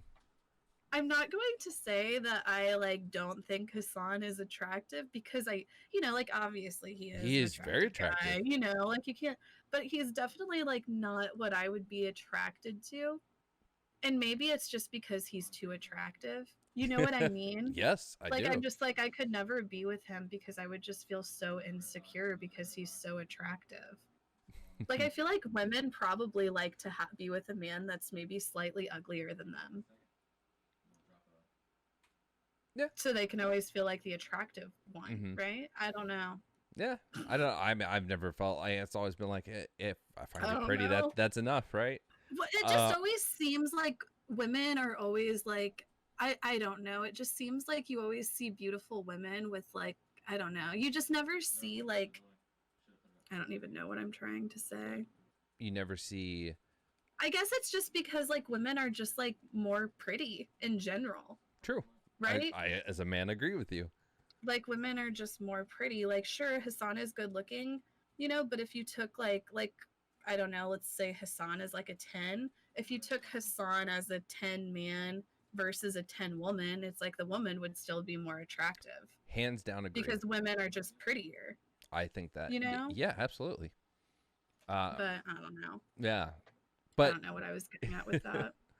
going back to the going back to like the way people talk, like men talk to women and all that, I think self-confidence is a huge part of it, right? Like I'm actually really bad at in-person communication unless if someone introduces us and it's like, hey, this is my friend Lycan. I was like, oh, hey, nice to meet you. Like when I go to TwitchCon or something like that, I can talk to people just fine that Mm-hmm. way. But actually this part, like the in-person stuff, it's actually the same for men too. Like it's not just women. You put me in one of those houses, and you say, hey, here you are. You're at the party. Talk. I'm probably gonna sit on my phone for a lot of time until like I see an opening to make a conversation. Mm-hmm. So that's men and women. So I've always preferred online dating. How would you hit on a woman? I wouldn't. You wouldn't. I mean, That's probably the best way to go about it, though, because I don't think women, I don't know, I wouldn't say that like women don't want to be hit on or they don't want to be called attractive, but it's like you don't start off that way, right? no, I mean, so it's like going to a bar. Like, let's say that I wanted to hit on someone. I've just had one too many. Like, hey, I'm well, my name's out there. Hey, I'm Jared. How are you? And we talked and we chatted. Like, but it always felt awkward. It felt like I was intruding, or like I Yeah. was and like I know I'm not like a hideous fucking ghoul, right? But I just never had anything clever to say. It's like, oh, you come here often. I never said stupid shit like that. But it was like, hey, I'm doing well. How are you? Okay. What next? I was never good with that at all. Right. Um, The online dating thing helps like I think lubricate the online situation. dating, Yeah. yeah. Yeah, I think online dating is definitely a lot easier. It's a lot easier to talk to people, you know, and a lot like I feel like older people make fun of it, but the truth, like older people make fun of it, but the truth is older people are like fucking eating that shit up. I think more than the younger people. I Oh swear they yeah. are. It's like they'll make fun of us younger people for being really into social media and shit, but they'll be fucking 10 times worse. Yeah. No, it's I think that the online dating thing, I think is, I mean, I was about to say something stupid, like it's the future. Like it's the way to go about it. Like you don't have to go through the awkwardness. You don't have to worry about like, hey, am I intruding on their gym time? Like I just assume that no woman wants to be approached at the gym, so I don't talk to them. I don't look at them. Like just stay away, kind of deal. Yeah, When it comes to bars, I for the most part keep the same policy. Like unless there's an introduction from someone else or that person comes and talks to me, that's it. Like I do really well. Like when I travel a lot with men and women, just like I sit at bars all the time. So it's like, oh, if they're right uh-huh, next to me, that's easy. It's like, oh yeah, I had that ceviche. It was really good. Like shit like that, right? yeah, Like that's easy kind of conversation. But it's the I see that person, they're attractive. I want to go talk to them. No opening. I can't do that. right. It's like I'll just go and try to find them on Tinder. Right? That's really what people do. I They're mean, like, "Oh, I saw you at this bar. I matched you on Tinder." yep. Well no, I once had uh this was long time ago, like back in like 2011. Um and I had a dating app, and the GPS feature was just added to it. And so I was where was I? I was downtown at a bar, and this girl matched with me and said, "Hey, do you want to get a drink?" I was like, "Okay, cool." All she wanted was a ride home. Like, she Mm, matched with me to get the ride home. wow. Yeah. Smart. Yeah, wicked smart, but also damn, ouch. Yeah.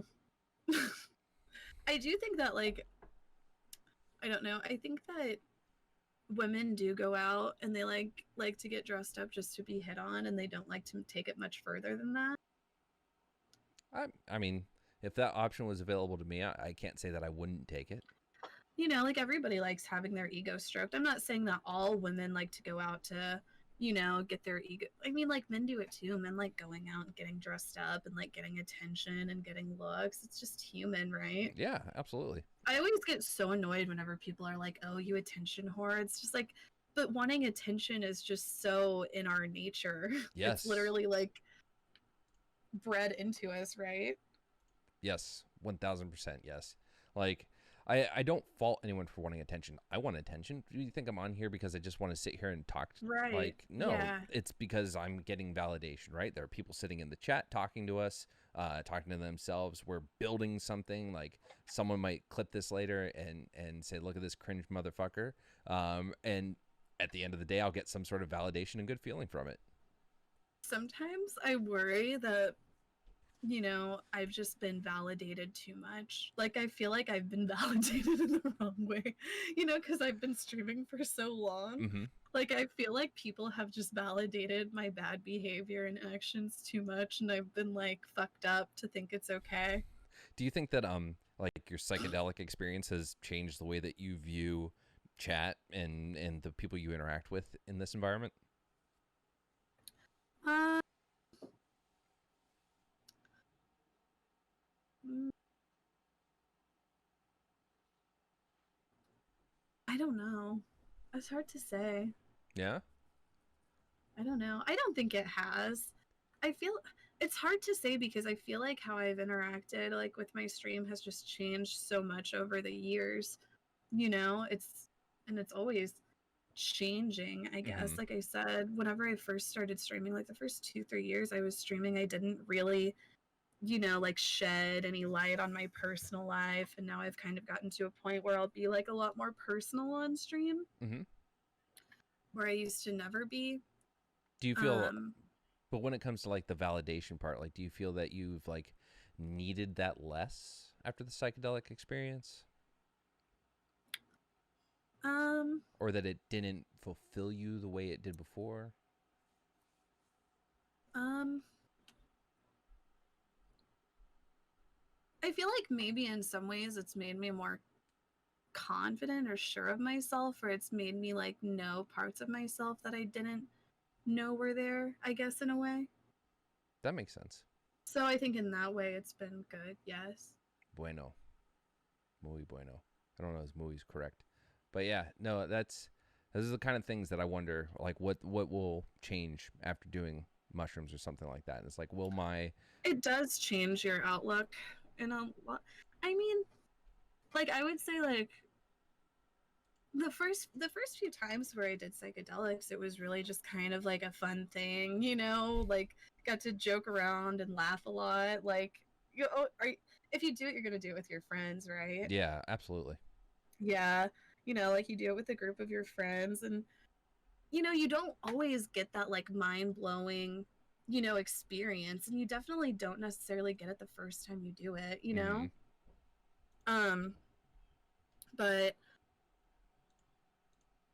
it it does like make you, you know, like a lot of people whenever they do like psychedelics together, they'll say like, you know, it makes them feel closer, you know, you have a connection with this person that um you know, you feel like will always be there, I guess. Mm-hmm. I do feel like it makes you a lot closer. Like um I have a weird family, but you know, like I've done psychedelics with like my sister and Mm-hmm. um you know, my family, and I feel like it's kind of like brought us closer as a family. How does your family feel about this? Streaming? Yeah. Oh my gosh. So, if you were listening to my stream earlier, you like my mom has a lot of kind of psychological issues. My mom has BWS, and it's caused a lot of paranoia. My mom is extremely paranoid about the stream. It's honestly, it sounds funny, and it is kind of funny, but my mom, she like refuses to be on stream. She doesn't want to be seen on stream. It just makes her paranoid. Like she feels like the cops are watching. She's one of those, Okay. like she feels like she's always being watched, and there's like cameras, and she's like, turn off your phone. And then she'll like be like, people are watching me from your stream. I don't want to be on there. She's like, I've got haters watching me. They know I'm your mom. They want to watch and see if they can get in on my life. She'll just say crazy shit like that. And then my mom will also, she'll also like accuse me of committing some sort of fraud. She'll be like, how do you make money doing this? And she's like, are you making people give you money? She'll just say shit like that, and I'm like, no, mom. Or like, I'll get stuff sent to my PO box, and she'll be like, is this blackmail? Are you blackmailing people? She's literally accused me of like blackmail and like all kinds of shit. Because no one would ever just send you stuff, right? Like, you have to be doing something. Right. And it really is just like part of like her mental illness, like she just always, it's a lot of it has to do with the BWS. Like she just always has to find something to be in fear about. It's just like, even though she's away from her abuse, she constantly has to find something to be fearful of. And it's translated to my stream. I can understand it though, because even as someone that doesn't have anything like that, I still get paranoid about stream. I still all the time, like. Well, and to be fair, like also like during that time where she was going through it, it's like that was like around the time when swatting was really popular. Yeah. Of course I had been swatted during that time. Did you get swatted? People fucking with me. Yeah. And I've been swatted like 3 times. Thank God that, I mean, not really thank God, because it was such a terrible circumstance, but after that one SWAT that got called in caused that man to be shot and killed, and that kid he got like life in prison, I think, right? He got a long time, yeah. I think that's really changed. Like you don't hear about a lot of the swatting anymore. And then also, all of the Reddits and stuff have policies now where they don't allow that kind of stuff to be promoted. That's really good. Yeah, I didn't know about the Reddit policy, but that changes a lot. Yeah, but whenever 2013, 14, 15, the swatting shit was really fucking huge on Twitch, right? Yep. And it was because of that fucking dumb Phantom Lord shit. You remember that Lizard Squad bullshit? Yep. And like derp trolling, right? The guy who swatted Phantom Lord, and Phantom Lord got like 60,000 fucking viewers doing it. Dumb shit. Really dumb shit. Yeah. Didn't you get thought-edited? I didn't get thought, like the reason, like people are always like, oh, Kaceytron got thought audited. That's not the reason why. Like I've had my IRS issues, and I always have to defend myself. Like people always talk shit, and they're like, oh, Kaceytron's and all this IRS issues. Like I'm getting it taken care of. I have a lawyer. I'm trying to figure it out. I'm always just like, in my defense, here I am, like, just out of high school. I start streaming. All of a sudden I'm earning all of this fucking money that I had no intention of ever fucking earning. I'm like 20 years old. I have no fucking idea how taxes work or how to run my own business. And all of a sudden I owe like $10,000 a year. What the fuck? Yeah. Like you got to give me a little bit of credit, or not credit, but give me a break. Yeah, absolutely. Like I feel like a lot of streamers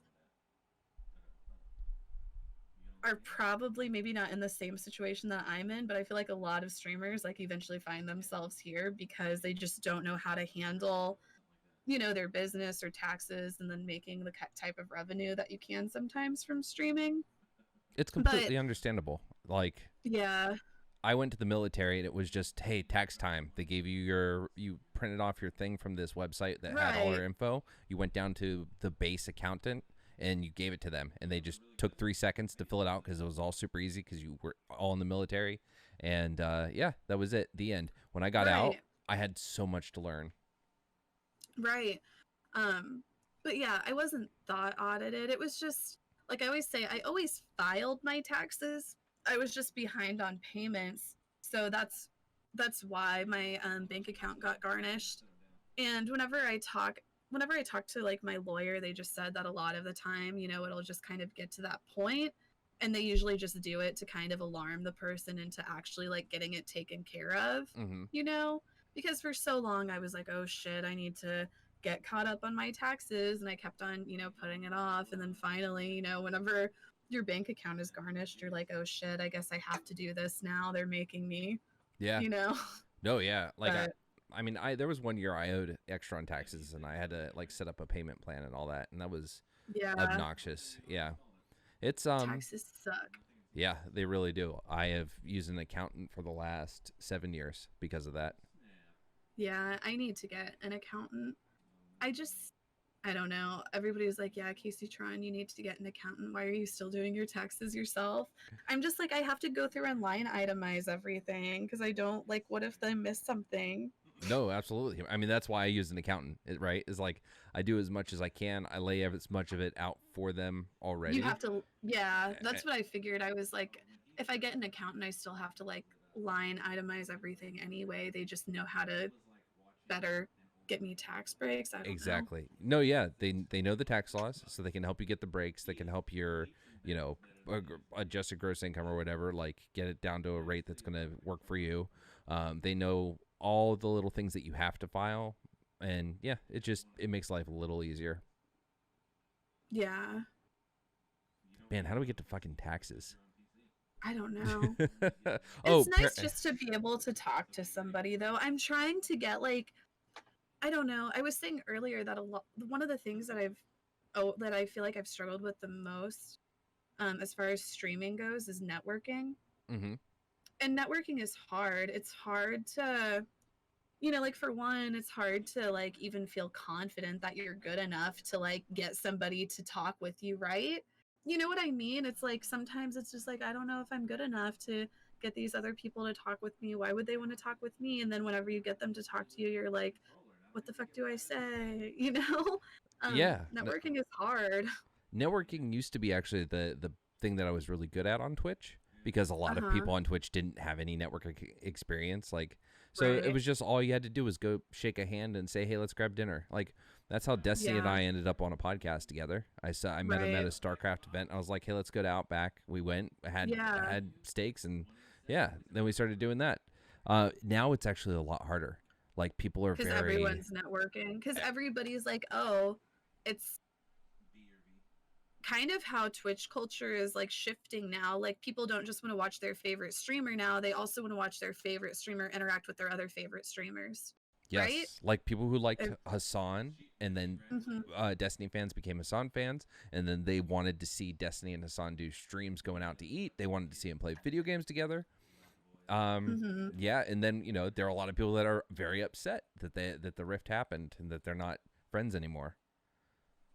People become Right. very invested, just like in celebrity culture outside of Twitch. Like people become very invested in the personal relationships.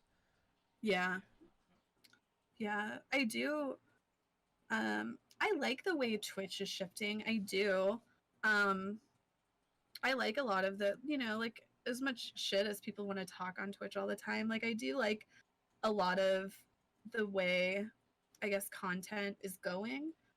I feel like I feel like people watch Twitch differently than what they used to, I agree. if that makes sense. Like Yep. I feel like whenever and it was kind of like a learning experience for me, right? Because whenever my stream took off, I kind of had a viral moment. Like I had a viral moment and a lot of the viewers that I had, you know, were kind of the ones who were left over who stuck around, even after like my moment was kind of over, I guess. And from then on, it just kind of felt like my audience was like slowly dropping, Mm-hmm. right? And it was because I hadn't really tried to readjust, you know, like I had just been used to, you know, kind of getting that hype. Mm-hmm. Yep. So it just made it, you know, a lot easier. Like I never had to slowly build my audience. It Correct. was like it was like my graph went completely different. It was like my graph went like the and then like slowly down versus like that, I don't know. Um No, I know but exactly what you're talking about. Yeah. I feel like the Twitch viewer is just so different now than what they used to be. Like I feel like, you know, whenever we started out, it was just so focused on, you know, like following, you know, the certain streamers, but I feel like the Twitch viewer now really is looking for content more so than what they used to be. Right, because like community. So it's funny you bring this up because I was thinking about this the other day.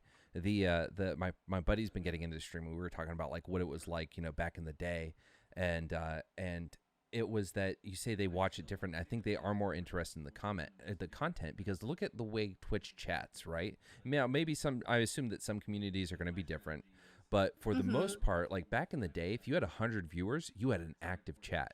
Like your chat was Right. like constant going, and if you went to someone's chat, they had 100 viewers and no one was talking, they were view botting, right? Yeah, yeah. Nowadays, I tune into streams all the time that have like 200, 300 people watching, and it's just a very slow trickle of chat, not really Yeah. talkative. And Yeah. I think that's really people just wanting the content. They want to watch. They have two monitors now. They're watching one thing there. They're doing work, or they're listening to these shows, like just listening to people talk, not actually being Yeah. Twitch viewers. You know what I mean? Right. I feel like I always say like I feel like if you're able to put out something different and really you know, focus on the content you're putting out, like I feel like, you know, like maybe you're not going to be successful overnight, maybe you're not going to have thousands of viewers, but I feel like you will gain traction. Like if you're putting in effort, you will gain traction. Yeah, I think one of the more humbling things is like rebuilding my stream. I Mm-hmm. had that same kind of like experience when I went. You got to be careful what I'm doing, that hand motion, right? Uh, I well the I started the late game back in 2014, so I'd been on Twitch for like almost a year, but I Uh-huh. had just been doing like these small little tournaments and all that. But then I started that stream, and I got a lot of people. Sorry, I got a lot of people that were, you know, big well-known names, and so the viewership went up immediately. So then every time we ran that Mm-hmm. show, we were getting 2 to 5,000 viewers. And then I stopped streaming in 2016 because I needed to focus on my day job, and that's Do you like, kick yourself for it? Are you like, I wish I would have never holy stopped? fuck. So back in 2015, when like things were real peak, like when we were doing 3,000 at least consistently, I wanted to actually convert the show into a generic podcast. And Mm. the StarCraft community was like, no, we don't want that. Like I tried incorporating other games, not even just random topics like politics, but just games.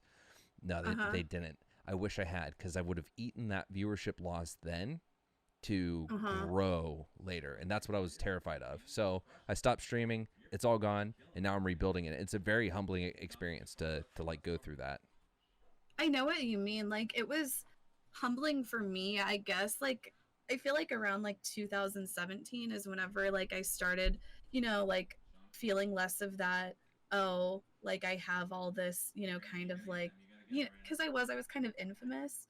It was like my infamy was like dying off and I like started feeling that and I, you know, would feel like really down on myself a lot. I'd just be like, "Damn, I'm like dropping in viewers all the time and you know, like I don't know what to do." And it really did take like I just really had to put myself outside of myself and be like, okay, I need to start thinking about this differently. And then I started doing a lot more networking and going on the Raj shows and just trying to stream a lot more and just trying to work on, you know, doing something different and being more thoughtful about my content. And I feel like after like a year or so now, like a year and a half, like I feel like I'm finally starting to see like, you know, the numbers that I want to see again. Um, you, uh, you know who is doing so good right now though is Bob Seven, Dude, and oh my gosh, like I actually know Bob Seven pretty well, and um, Frank. You know Frank, don't you? Frank in a Box. I've heard the name. I don't know Cat if I've. Can. He's one of the Raj producers. Oh yeah, okay. Frank in a Box. Yeah, he's Yeah. one of like the people like on the production, the Raj Yeah, I know production. Frank. And him and Bob Seven are like best friends, you know? And Kind of looks Frank, similar. yeah, they do. Frank, he was there, like we were dating whenever Kaceytron blew up. So he was like there Really? for kind of like my whole experience. Yeah. And I feel like he helped me a lot, and he like kind of saw the behind the scenes, and the way that Bob Seven like came to be, very thought out. Very thought out. I don't think people understand how much thought they put in, because Frank is also kind of the behind the scenes for Bob Seven too. They like write a lot of their jokes and stuff together, and come up with their ideas and stuff together. And Bob Seven will even say this too. He'll always be like, "Yeah, Frank helps me with the show," and he'll even go on Bob's stream and voice sometimes. But people don't realize how strategic they were with that whole Bob Seven thing, and I how much thought they put into it, because they have like Bob Seven went on Slicker's stream yesterday, and Slicker was just like, "You've been studying this raw shit for years, and you just da da da da." They really had. that's I mean, yeah, fuck. Like Bob is incredible. Bob and Minx are two people that Mm-hmm. I've watched just blow the fuck up. Like uh Yeah. one thing I look at a lot is often like Twitter followers, right? I think that's a pretty Mm-hmm. I don't I'm talking out of my ass here, but just one thing that's easy for me to look up is like someone's Twitter. So if I look up Justin Minx, what's she at now? She's at She's getting a ton of Twitter 94. followers. Yes. Yeah, she's like getting tons of Twitter followers. When her and I first started messaging, I think she had like 4K followers, maybe something like Uh-huh. that. And that was like a couple months ago. She has gotten probably just 20,000 Twitter followers in like the past month or something, I bet. Absolutely, yeah. So it's just watching people like that though, that like are super entertaining, super clever. Like Minx is very nice. Bob is very nice. Like I've talked to him a lot behind the Yeah, they're scenes. both great people too. So it makes it even better Yes. whenever you know that the people who are like getting, like a ton of attention and stuff right now are good people, and not just like total, I don't know. When they're assholes and you're like, Yeah, you oh, know the ones. yeah. It's like, well, good for you, I They're guess. just like they don't Fucking prick. deserve it. Yeah. Yeah, Yeah. it's no, but yeah, so these people, and like Bob, yeah, I didn't know, actually, I didn't know he had a partner at all in like writing some of the jokes. But like we were talking the other day when he had like, I don't know if it was before his Rochler or whatever. I'm like, but hey man, like I sent, like, you're doing awesome, I really love your content. He's like, yeah, it's nice to do my jokes myself rather than writing for other people. So apparently he was like Yeah. contributing to other people's streams too. Oh, yeah. Like, I mean, all the time, not all of my jokes on the Raj show are from Bob or Frank, but sometimes whenever I would be on the Raj show, like they would message me and they'd be like, "You should say this." And I'm like, "Oh yeah, of course I'll say that." Um, but yeah, definitely. Um, I have trouble being mean. Um, like when I'm very bad at banter. Like when you made that scuffed Chad thing, I had nothing clever to say in response to that. I'm not good, because if I think of something that's supposed to be an insult, it's usually like visceral and not something you say in a joking way. And oh yeah, it's like too deep.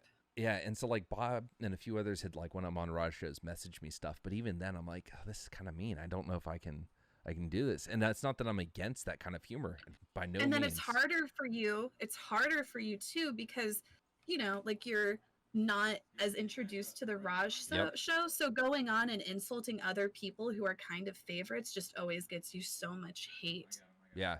right? Exactly. Like it's like I can kind of like do those mean jokes and not have to think about it as much, because people know that I'm joking, whereas with you they may be like, "Oh, this guy's a serious dick." Yeah. Right? Yep. That's the worry. And I mean, I still get a lot of people like, "Oh, she's a dumb bitch," but it's like I'm starting to win them over more. Yeah. I I fuck. What was it? Sorry, my phone. I don't know if you heard that. My phone just rang and Uh, it shocked me for a second. Fuck. brain fart. Oh, yeah, no, just like getting on there and doing the banter thing is difficult for me. Not that I don't enjoy being a part of it. It's just more I like the Raj show. Oh, here's the other thing. I also have super fucking annoying habit of not doing the drama thing. So when a topic comes up and it's like this is dramatic and people are on this side and that side, and I'm like, well, actually, if you consider it from this perspective, it's not really that big of a deal because this has happened a lot. Like You're like it's a boring. unifier. You're Yeah, like a and no one unifier. wants that. No one wants No that. one wants Yeah. that. Because then it's Yeah. like, yeah, okay, that's not a fun fucking take, like, and fuck off. And it's like, okay, I get it. We're here to fight. Yeah. Yeah. The Raj Royale is difficult. It's It's difficult super difficult. because there's always favorites, and then I'll get annoyed because sometimes I'll feel like I'll just like farm like Keck W's the whole time and I still won't get any votes. And it's like then I realize like yeah, I can like tell all the jokes I want, but people it's like you have to I don't know, you just have to do a lot. You do. It's just like There's a strategy to it. Like, mhm. Slicker got away with his bullshit for dumb reasons. But Yeah. there is a strategy though. Like you do have to speak near the end of the round too, even if you get a lot of good Yeah. stuff in at the beginning. Yep. You have to look at certain people, and those are the people that everyone else is watching. So you have to take jabs at them because their ears Right. are going to perk up, right? There's an Mhm. absolutely strategy to that show, and it's hard because at the end of the day, the biggest thing is getting your time to talk, and you're fighting with Mhm. 12 people at the beginning. Yeah, and then you'll say something and it's like nobody will even like um say anything back. Like you'll Oh, throw yep. something out there and like nobody will even like they'll just move on to the next thing. Yes, It's such a hard show to be on. and you have people that come with communities, right? Like that's the other thing. Yeah. Like so, Steven goes there, Hassan goes there. Yeah, and they're automatically in the end. Yeah, like Pokey came on that last time, and I think she made it to what was it? Was it Pokey and Bob, or was it? I don't know. She made it very far though, right? Like, Hmm. and didn't really weigh in on a lot of the heavy topics, and that's just how. Right. Yeah, Yeah. Yeah. but it's Sometimes I also wish that people like would realize it's like you don't need to vote for Destiny. He's gonna make it to the end. Don't worry. Like yep, yep. His community will hold him up. Yeah, but I mean, but what's funny though is that as Destiny goes forward, more and more people go to the side of whoever isn't Destiny. Like there is a large group that has a hate boner for him. I finally like Lecture Fan is finally starting to get further in the Raj Royale shows because you know how like at first it was like he was getting voted off really early all the time. Like they would just vote off the conservatives and then there would be no opposing view. Yeah. Do you know what I'm talking Yep. about? Like I never understood that. Like I'm like why is the audience not voting for, you know, That yeah, like yeah. No one wanted to protect him. They were voting for theirs. right. Yeah.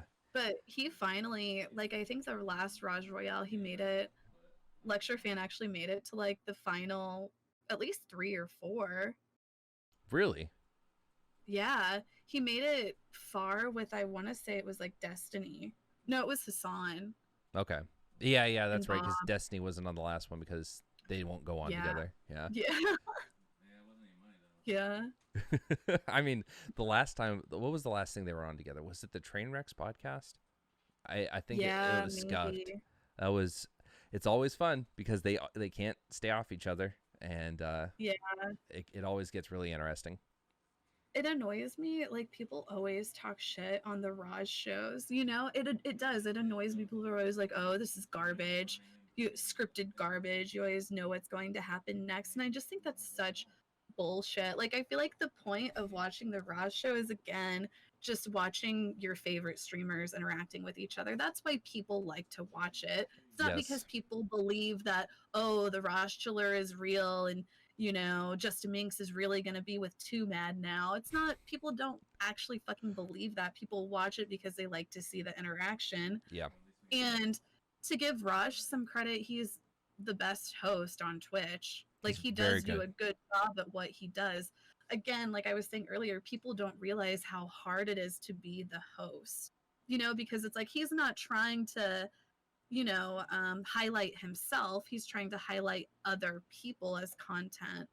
Um, and then, just the formalities behind it, like introducing people, making sure they're able to, shout out their channel and then bringing up the topics, like telling really popular streamers to shut up and stop talking is really fucking hard. Yeah, Like, I'm absolutely. sure it's gotten a lot easier for Raj, but it's like he built up from it. Like, I'm sure whenever he first started doing, the Raj show, it was probably really hard for him to tell Destiny or whoever to stop talking, Like, Absolutely. it's not easy. But yeah, just giving Raj some credit. Like, I feel like he doesn't get any credit.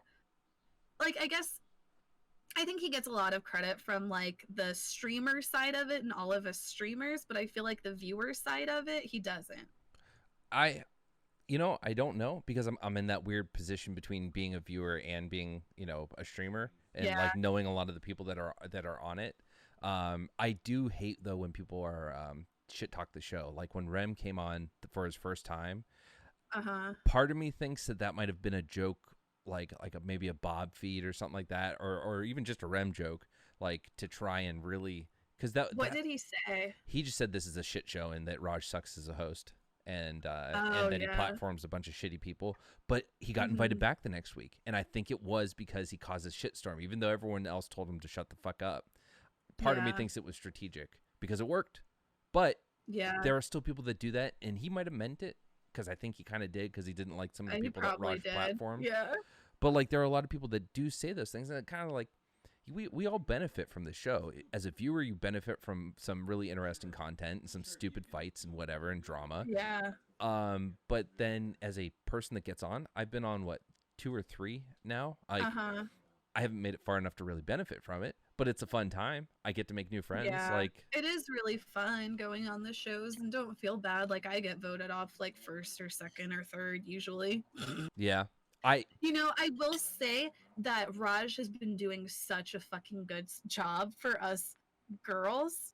yeah. For the Raj Chiller, going on the Raj Chiller has fucking been amazing right now because he's getting all of these big YouTuber guys. I wish, maybe he'll get some big YouTuber girls to come over and you can go on Raj Chillerette and farm.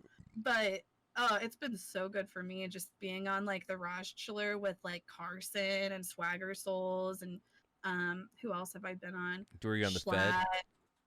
I was on the Fedmeister one. Like, that's been amazing for me. I'm like, gosh, Rush, thank you so much. Please keep on getting these YouTuber boys, like Have you um have you watched or been on the King of the Hill?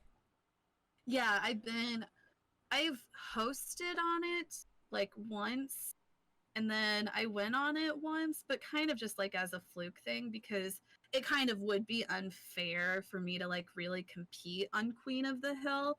But I went on one time and I won, but it was like I didn't get the host. They were going to give it to Mitch Jones anyway. So I didn't feel that bad going on and winning, you know?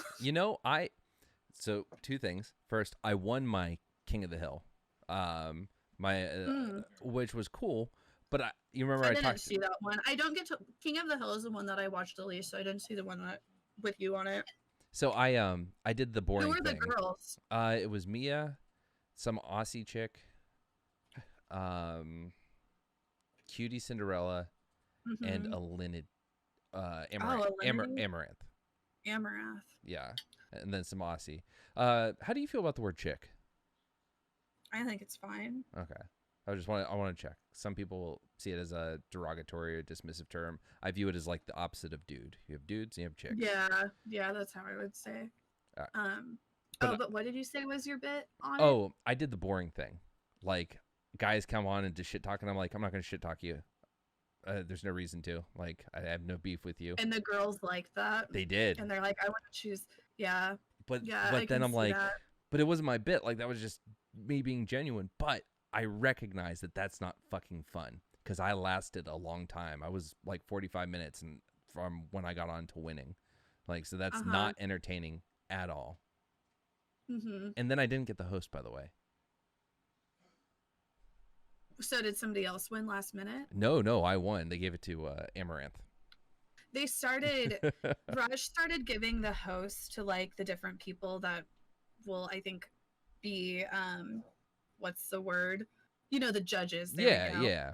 Like as a thank you for coming He on. used, yeah, yeah. I think he used to give it to the winner, but then he switched to giving it to the judges, to actually try to get people to come on and care. Like, because Bob and Frank were talking to me a little bit about it, and they're just like, yeah, we're having a hard time getting the judges who go on Queen of the Hill or King of the Hill to be really Mm, actually invested. yeah. They'll just go on and not really pay attention. Yeah. No, that's understandable. I wasn't, but I was actually at a hotel anyway, so I couldn't really do Yeah. much with my stream. Yeah. So, no, it's fun though. Like these streams are entertaining, and you want to talk about Twitch changing. Like we weren't doing this shit 7 years ago. Nothing like this Mm-hmm. was happening. Like you had your Yeah. basic panel show, and that was it. Mm-hmm. Do you do IRL streams a lot? Um, do you count IRL as only like going out into the world and doing shit? Or would you say like me I cooking in my count it. kitchen is IRL? Yeah, I would say that's IRL. I count it like I always IRL stream from my phone. Yeah, that's Do you what. use your phone? Yeah, so that's what I've been doing. I've been doing cooking streams like I think I did 5 this week, I think. Yeah, and Yeah. I mean we can't go out right now, but whenever you could go out and like go to bars and shit, would you do that? Oh yeah. I mean, if I can find a place that like I used to. Yeah. So you know what? I think about it last year after TwitchCon, I got a burst of motivation. And Mm-hmm.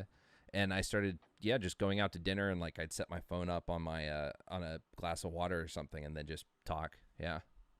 And wouldn't it get you like more viewers too? It did actually. My IRL streams got me more viewers than me sitting down I've playing been like League. really frustrated because like I like to IRL stream a lot. Like I'll do like travel streams like I did last year. And now with this corona thing, I'm like, I was planning on doing like some, kind of like road trip IRL streams and stuff like that. And I'm sure they would have done really good for me. And I'm just like, now I really can't. I guess I still could, but people love watching Twitch streamers bar hop. But then I also feel like the hype of that has kind of died out. It's been overdone. Oh my god, do you remember the like 2015 when IRL first started and like how annoyed people were getting real quick with everyone streaming, but now everyone streams so no one bitches about it anymore? Right. Like people would be like, I don't come over here to this party with the thing, but now everyone for the most part is always streaming. Yeah, it's like normal. I know, like, since I live in the Midwest, whenever I go out with my selfie stick and shit, that's what you mean, Mm-hmm. right? Yep. Like, I'll still get some weird looks for sure. Like, I always think, oh, if I were in LA, nobody would even fucking notice me. You know what would be really cool is getting an RV, like a big Mm, mobile RV, and getting just mm-hmm. like 5 to 10 streamer friends and just packing that bitch, doing a cross country drive Like from Ice like. Poseidon. Did he do that? Yeah, and it was a total, it was Ice Poseidon, so it was a total shit show. But, I if we did it with like some competent, normal people, it would probably be fine. Yeah, just go like LA to New York or LA to New York to Miami or some shit like that. Like that could be Yeah, like a month long blast. I would love to do that. Stop at like And different sites. I think that a lot of, I don't know, like, I feel like Raj hasn't said this particularly, but I feel like a lot of streamers want to do, like, I don't know, more IRL kind of. Like, I Hmm. know Raj always talks about doing more of like an IRL Raj Royale or like shifting to where like that stuff can be done in person, Hmm. but the whole Corona thing kind of ruined it. Yeah, But I don't know. I would Like, love. I feel like in the future there will be more like competition based streams, but like done IRL with Absolutely. everyone, you know? I mean, I think that as like these Twitch people are coalescing in different areas like LA and Austin and stuff, like those kind of things are becoming way more possible. Right. Yeah. A lot of people are moving to Austin. Like, I'll never move because, like, I live in Kansas City and I'm Hmm. like, oh, Kansas City is my home. But I'm like, I'm 12 hours away from Austin. I could be there in a day. Hell yeah, Like, I'm like, yeah. yeah, And I mean, flights aren't terribly expensive either. Like, yeah, yeah. it's not hard to get there. And if it was going to be for an appearance like that, absolutely. Right. Yeah. Yeah. Like, I feel like in the future, you know, this whole coronavirus thing happening now kind of like put a damper on it. Mm-hmm. But I feel like in the future there will be more of a need for like streamers to actually have to like travel. Like, oh, I need to travel to star on this IRL Raj show this week in Texas. Wait, Raj actually isn't in Texas though. I think he's in Oregon. Yeah. Yeah. Yeah. But you know, like I feel like there will be like a lot more IRL streams popping up eventually. I mean, aside like if it wasn't for this coronavirus, I would say easily by like TwitchCon time they'll start to pop up. Yeah. I've just heard like a lot of people talking about trying to organize one. That'd be really, really cool. You know, like a streamer Big Brother type thing or something. Yep. I was actually going to be on a reality show. Which show? It's this. I can't remember what the name of it is. Like, I don't know if it was an official name, but it was going to be like they put a bunch of gamers, like 20 people, in a house, and it was like 30 days and just a bunch of gamer competitions to find the quote best gamer. And I got selected for the first season, but then like it was going to run in February. Yeah, it was going to work, but they were like working to get the host to finalize their contract and all that. It kind of fell through. It just because I couldn't make the time they were thinking, and then Corona happened, so I actually don't even know if the first season happened. Right. Yeah, so like I might they are going to put me on the second season if it happens, but we'll see what the fuck happens with the show now. Isn't it weird like seeing all of these celebrities like, you know, kind of shift to kind of doing like stream type shit? I hosted with all the Corona stuff, and then it's like, wow, they suck at what they do. I'm better at it than them. If I were on TV with a professional camera and a bunch of people backing me up, I'd be able to fucking do that shit too. You know? Did you ever watch Workaholics? Yeah, I've watched enough of it. I haven't watched all of it. Do you know who I hate saying the black guy, but you know who Eric Griffin's character is? I don't know. Hold on. Eric Griffin. I need myself a Jamie. I just only remember the episode where they went to the gathering of the Juggalos. Oh my god. Yes. And there's like the lawyer who's yeah. I love that. Montez is the character's name. But is he in a later season or something? No, he's in the entire show or the entire series. Anyway, he streams on Twitch. I hosted him the other day. Really? Like, I had enough. What's his name? Eric Griffin. And but it was just funny because I had like 30 viewers or something like that, and that was like a third of the viewers he had. So I hosted him, and it was just weird to think like I watched that guy. I remember when Workaholics came out, and I thought it was one of the funniest fucking shows in the world. I remember laughing at this guy. I remember some of the skits he's done. Now here he is on this platform that I've been a part of for a long time. T-Pain. Okay, yeah, I know who you're talking about it. Yeah, like there will be all these big celebrities streaming on Twitch and they'll have no viewers. I know exactly what you're talking about, and you're just like, Now T-Pain gets a lot now, but like there are days I've logged in and seen T-Pain with like 200, and it's like, what this motherfucking T-Pain. Who else? There's a guitarist. A lot of Steve Aoki? No, is he on here? He's an EDM guy.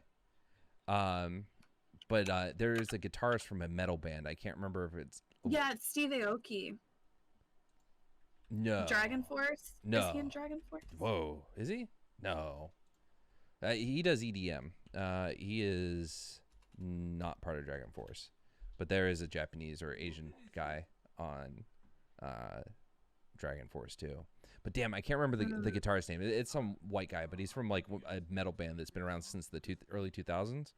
And he was just playing along with his music. Like he had a few hundred viewers, like 400 viewers, and he's just sitting there singing, playing the guitar parts, doing the screaming and all that shit. And I'm like, this is fucking insane. Like it makes you feel really close to these people.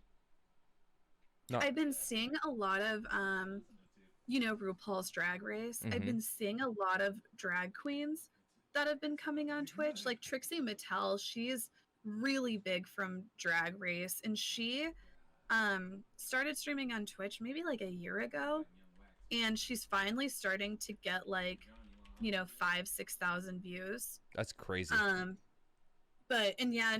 Trixie Mattel is probably considered to be one of the biggest stars from RuPaul's Drag Race. but I'm starting to see a lot of other people from RuPaul's Drag Race show up too. Yeah, Fifi O'Hara's on, and they have like they, I don't know. I'm told that generally drag queens don't really care. You know, like Trixie Mattel is sometimes she and sometimes he. I don't know. Mm-hmm. Um, but yeah, he's streaming on Twitch now too, and he won't have that many viewers. Yeah, a lot of celebrities coming over to Twitch though. Yeah. The guy Who that I was talking else? about was Matt Heafy, and he's the Trivium guitarist. Mm. There's somebody. It's like literally somebody messaged me about it. It's like the boxing world champion or some shit from like the 90s is streaming on Twitch. Really? Yeah, let me find Not him. Mike Tyson, is it? It's not Mike Tyson. Okay. Vander Holyfield? Let me find it. Those are Somebody like linked it to me. the two I can remember. Okay, he's the heavyweight champion of the world. This is his stream. Maybe you'll know who it is. I don't know anything about. I'm not a huge boxing guy. Let me see. I gotta look on my phone because I'm on here. The Twitch official channel of UFC heavyweight Stipe Miocic. Myosic? Oh, Myosic. yeah, I've heard this name before. That's crazy. Yeah, Is he playing Call of Duty? Yeah. he's playing Call of Duty. Yeah. Jesus. Yeah, that's pretty badass. And then. Oh yeah, go ahead. Oh no, I was just no. So like to your point, like there are a ton of celebrities on here. A lot of porn stars. What's really interesting is that a lot of porn stars are finding it more favorable to stream on Twitch because they can be more of themselves. They can come here and have better interactions. And then I feel like a lot of porn stars are switching to OnlyFans. Dude, I'm seeing like more and more porn stars. You know, like Mia Malkova, she's on OnlyFans now. have you ever heard the term? What's it called? Have you ever heard the term the idiot tax? It's what people used to call the lottery, and I call it now the fee for OnlyFans, because you don't get a preview, you don't get to see anything. You have to take that little blurb at their word for it, but then you're paying that $5 to $20 to see if they have good enough content. So you got to pay it once at least. Right. It's OnlyFans is insane. It is, and it's like and like somebody was like making fun of me. They were like, "You should just fucking get on OnlyFans, bitch." And I was like, "Yeah, you're right. I should. I don't even have to show anything, and I'll make a shit ton of money." It's true. There are people that just post cosplay pictures. Like, what the fuck? Right? Right? Like Amarath. Like, Amarath, I think she does get a little lewd, but she hasn't shown anything. Nope. I don't think. And I'm like, she makes probably a shit ton of money off of her OnlyFans. Or is she on Patreon? I mean, I think she's on them all. But I mean, yeah. The porn industry has changed dramatically, right? Like with the tube sites and all that, like Pornhub, YouPorn, things like that. But then, like, there used to be these. Well, there still are. There are these big networks of porn producers, and there would be some people that gathered up. It's a weird way to phrase it, but like gathered up different people, like they represented them almost like an agency where they would have different themes. They would help them set up their site. They would run the content for them, etc. Do the shoots. Yeah. And now, like, you have many There's vids. no need for them really that much. Not at all. Pornhub, you can upload your own stuff, and just like YouTube, get paid for it. OnlyFans and allows you to do that monthly subscription shit. And then you have many vids, which allows you to post individual vids. Like, that's the other thing. You used to pay 15 to 20, $30 a site, and you get everything on that site. Sometimes you get some access to affiliate content, and now you're kind of screwed, or not screwed, but like now you're paying $10 for a single video, right? So you better enjoy that, right? So obviously Pornhub's still an option. It's not like porn is dried up, but a lot of it's very different, both how we consume it, and now these people are able to do their own shit. Like a lot of them say, a lot of people want personalized porn now, and it's like, we can do that now. You can get personalized porn. You can just contract somebody online. Yep. It's at your fingertips. Like before, you couldn't really just get personalized porn. I Now it's personalized. Yep. Like you can pay them to say your name and shit. It's crazy. It's funny. Someone in chat said, "How much is Lycan study porn monetization?" Someone brought up that same point like years ago. We were in a chat discussing something that happened, and it's like I never realized how much I know about porn. Like not like the stuff inside the videos, but like the shit that goes on around it. Yeah. It is, one of the things that you don't think about, really. But yeah, like so many of the porn stars are really like I feel like making most of their like like I was talking to Mia Malkova about it, and she said that she hasn't done like a studio produced porn in a while. She's like, yeah, I just do OnlyFans and my boyfriend shoots it. It's like, oh, I mean, that's okay. all you got to do. And That's that's all you got to probably do. so much better for, the porn stars, Oh, fuck for yeah. sure. To not be beholden to, someone else within the industry to get almost all of your revenue. Like OnlyFans is taking a cut. ManyVids is taking a cut, but it's a small, Hmm. small cut Much compared to, smaller. yeah. And you own your Well, content. and then you hear like, how like not Mia Malkova, fuck, who's that other porn star that was on, the one that did the video with the head, like the full on, like that's how she got famous. Mia Khalifa. Yeah. Like, how you hear like Mia Khalifa talk about how she made like $10,000 from porn? Oh wait, is she the one that said she only made Yeah, $10,000? do you know what I'm Yeah, talking I about? remember that. And Yeah, it's just like, what the fuck? yeah, And like, I believe her though. She probably only did make $10,000 off of that video, or it might have even been less. Liar? No, she's literally. I don't think she's lying. She's not saying that she hasn't made money otherwise, but the video that made her career, mm-hmm. which was considered to be like, it was that video where she's wearing like the what do they call it, The the hijab, I think. burqa, the hijab. Yeah, Yeah, she's wearing like a hijab, and she said that video got her like all sorts of death threats and shit like that. People were pissed about it, yeah. and it made her career. It got her like that bump, but she only made like so much money off of that actual video. So I remember seeing an episode of Scuffed where they talked about that because when it came out, I think that was last July. Um, Yeah. I remember these things because I remember like what city I was traveling in for work. So like I remember being in the gym when I listened to that one at a hotel in San Antonio. Um, but yeah, I remember that conversation. I'm like, how the fuck do you get screwed that badly in the porn industry? No Right. pun And intended. it does make you feel bad too, doesn't it? Like, and Yeah. like, yeah, that woman should receive. Like, I feel like maybe a lot of incels will be like, yeah, fucking stupid slut. She doesn't deserve any money, whore, or whatever. But I'm like, no, she deserves more money than that. What the fuck? Yeah, like, because at the end of the day, like, as much as we're being a sex positive society and trying to progress things forward and be more open about our sexuality, it's still a very intimate thing, right? The idea of only getting $2,000 to put your body out to be jerked off to by Right? millions of men, like, fuck. Yeah. Yeah, get more than $2,000. But if that's all it was just that one video she got 10,000, but she still made money elsewhere, that's not as bad as what I thought it was. I thought it was in the entirety of her career, she's made $10,000. I think it was just out of that single video, but I feel like she might have said that was like the only produced porn she had done. Okay. I'm not sure though. Interesting. I mean, but yeah, the industry's changed. And I'll say for me personally, it's for the better. Like, it's like, oh, I'd be very interested to know what this person looks like naked. Oh, they have an OnlyFans. Ta-da. The end. No need to send creepy DMs. I hope she made more. Girl was viral. I mean, she has a nice body. Who, Mia? Yeah. Excuse me, guys. I have to Mia. Oh man. Oh man. I'm sorry, guys. I just got to check my how long we've been streaming.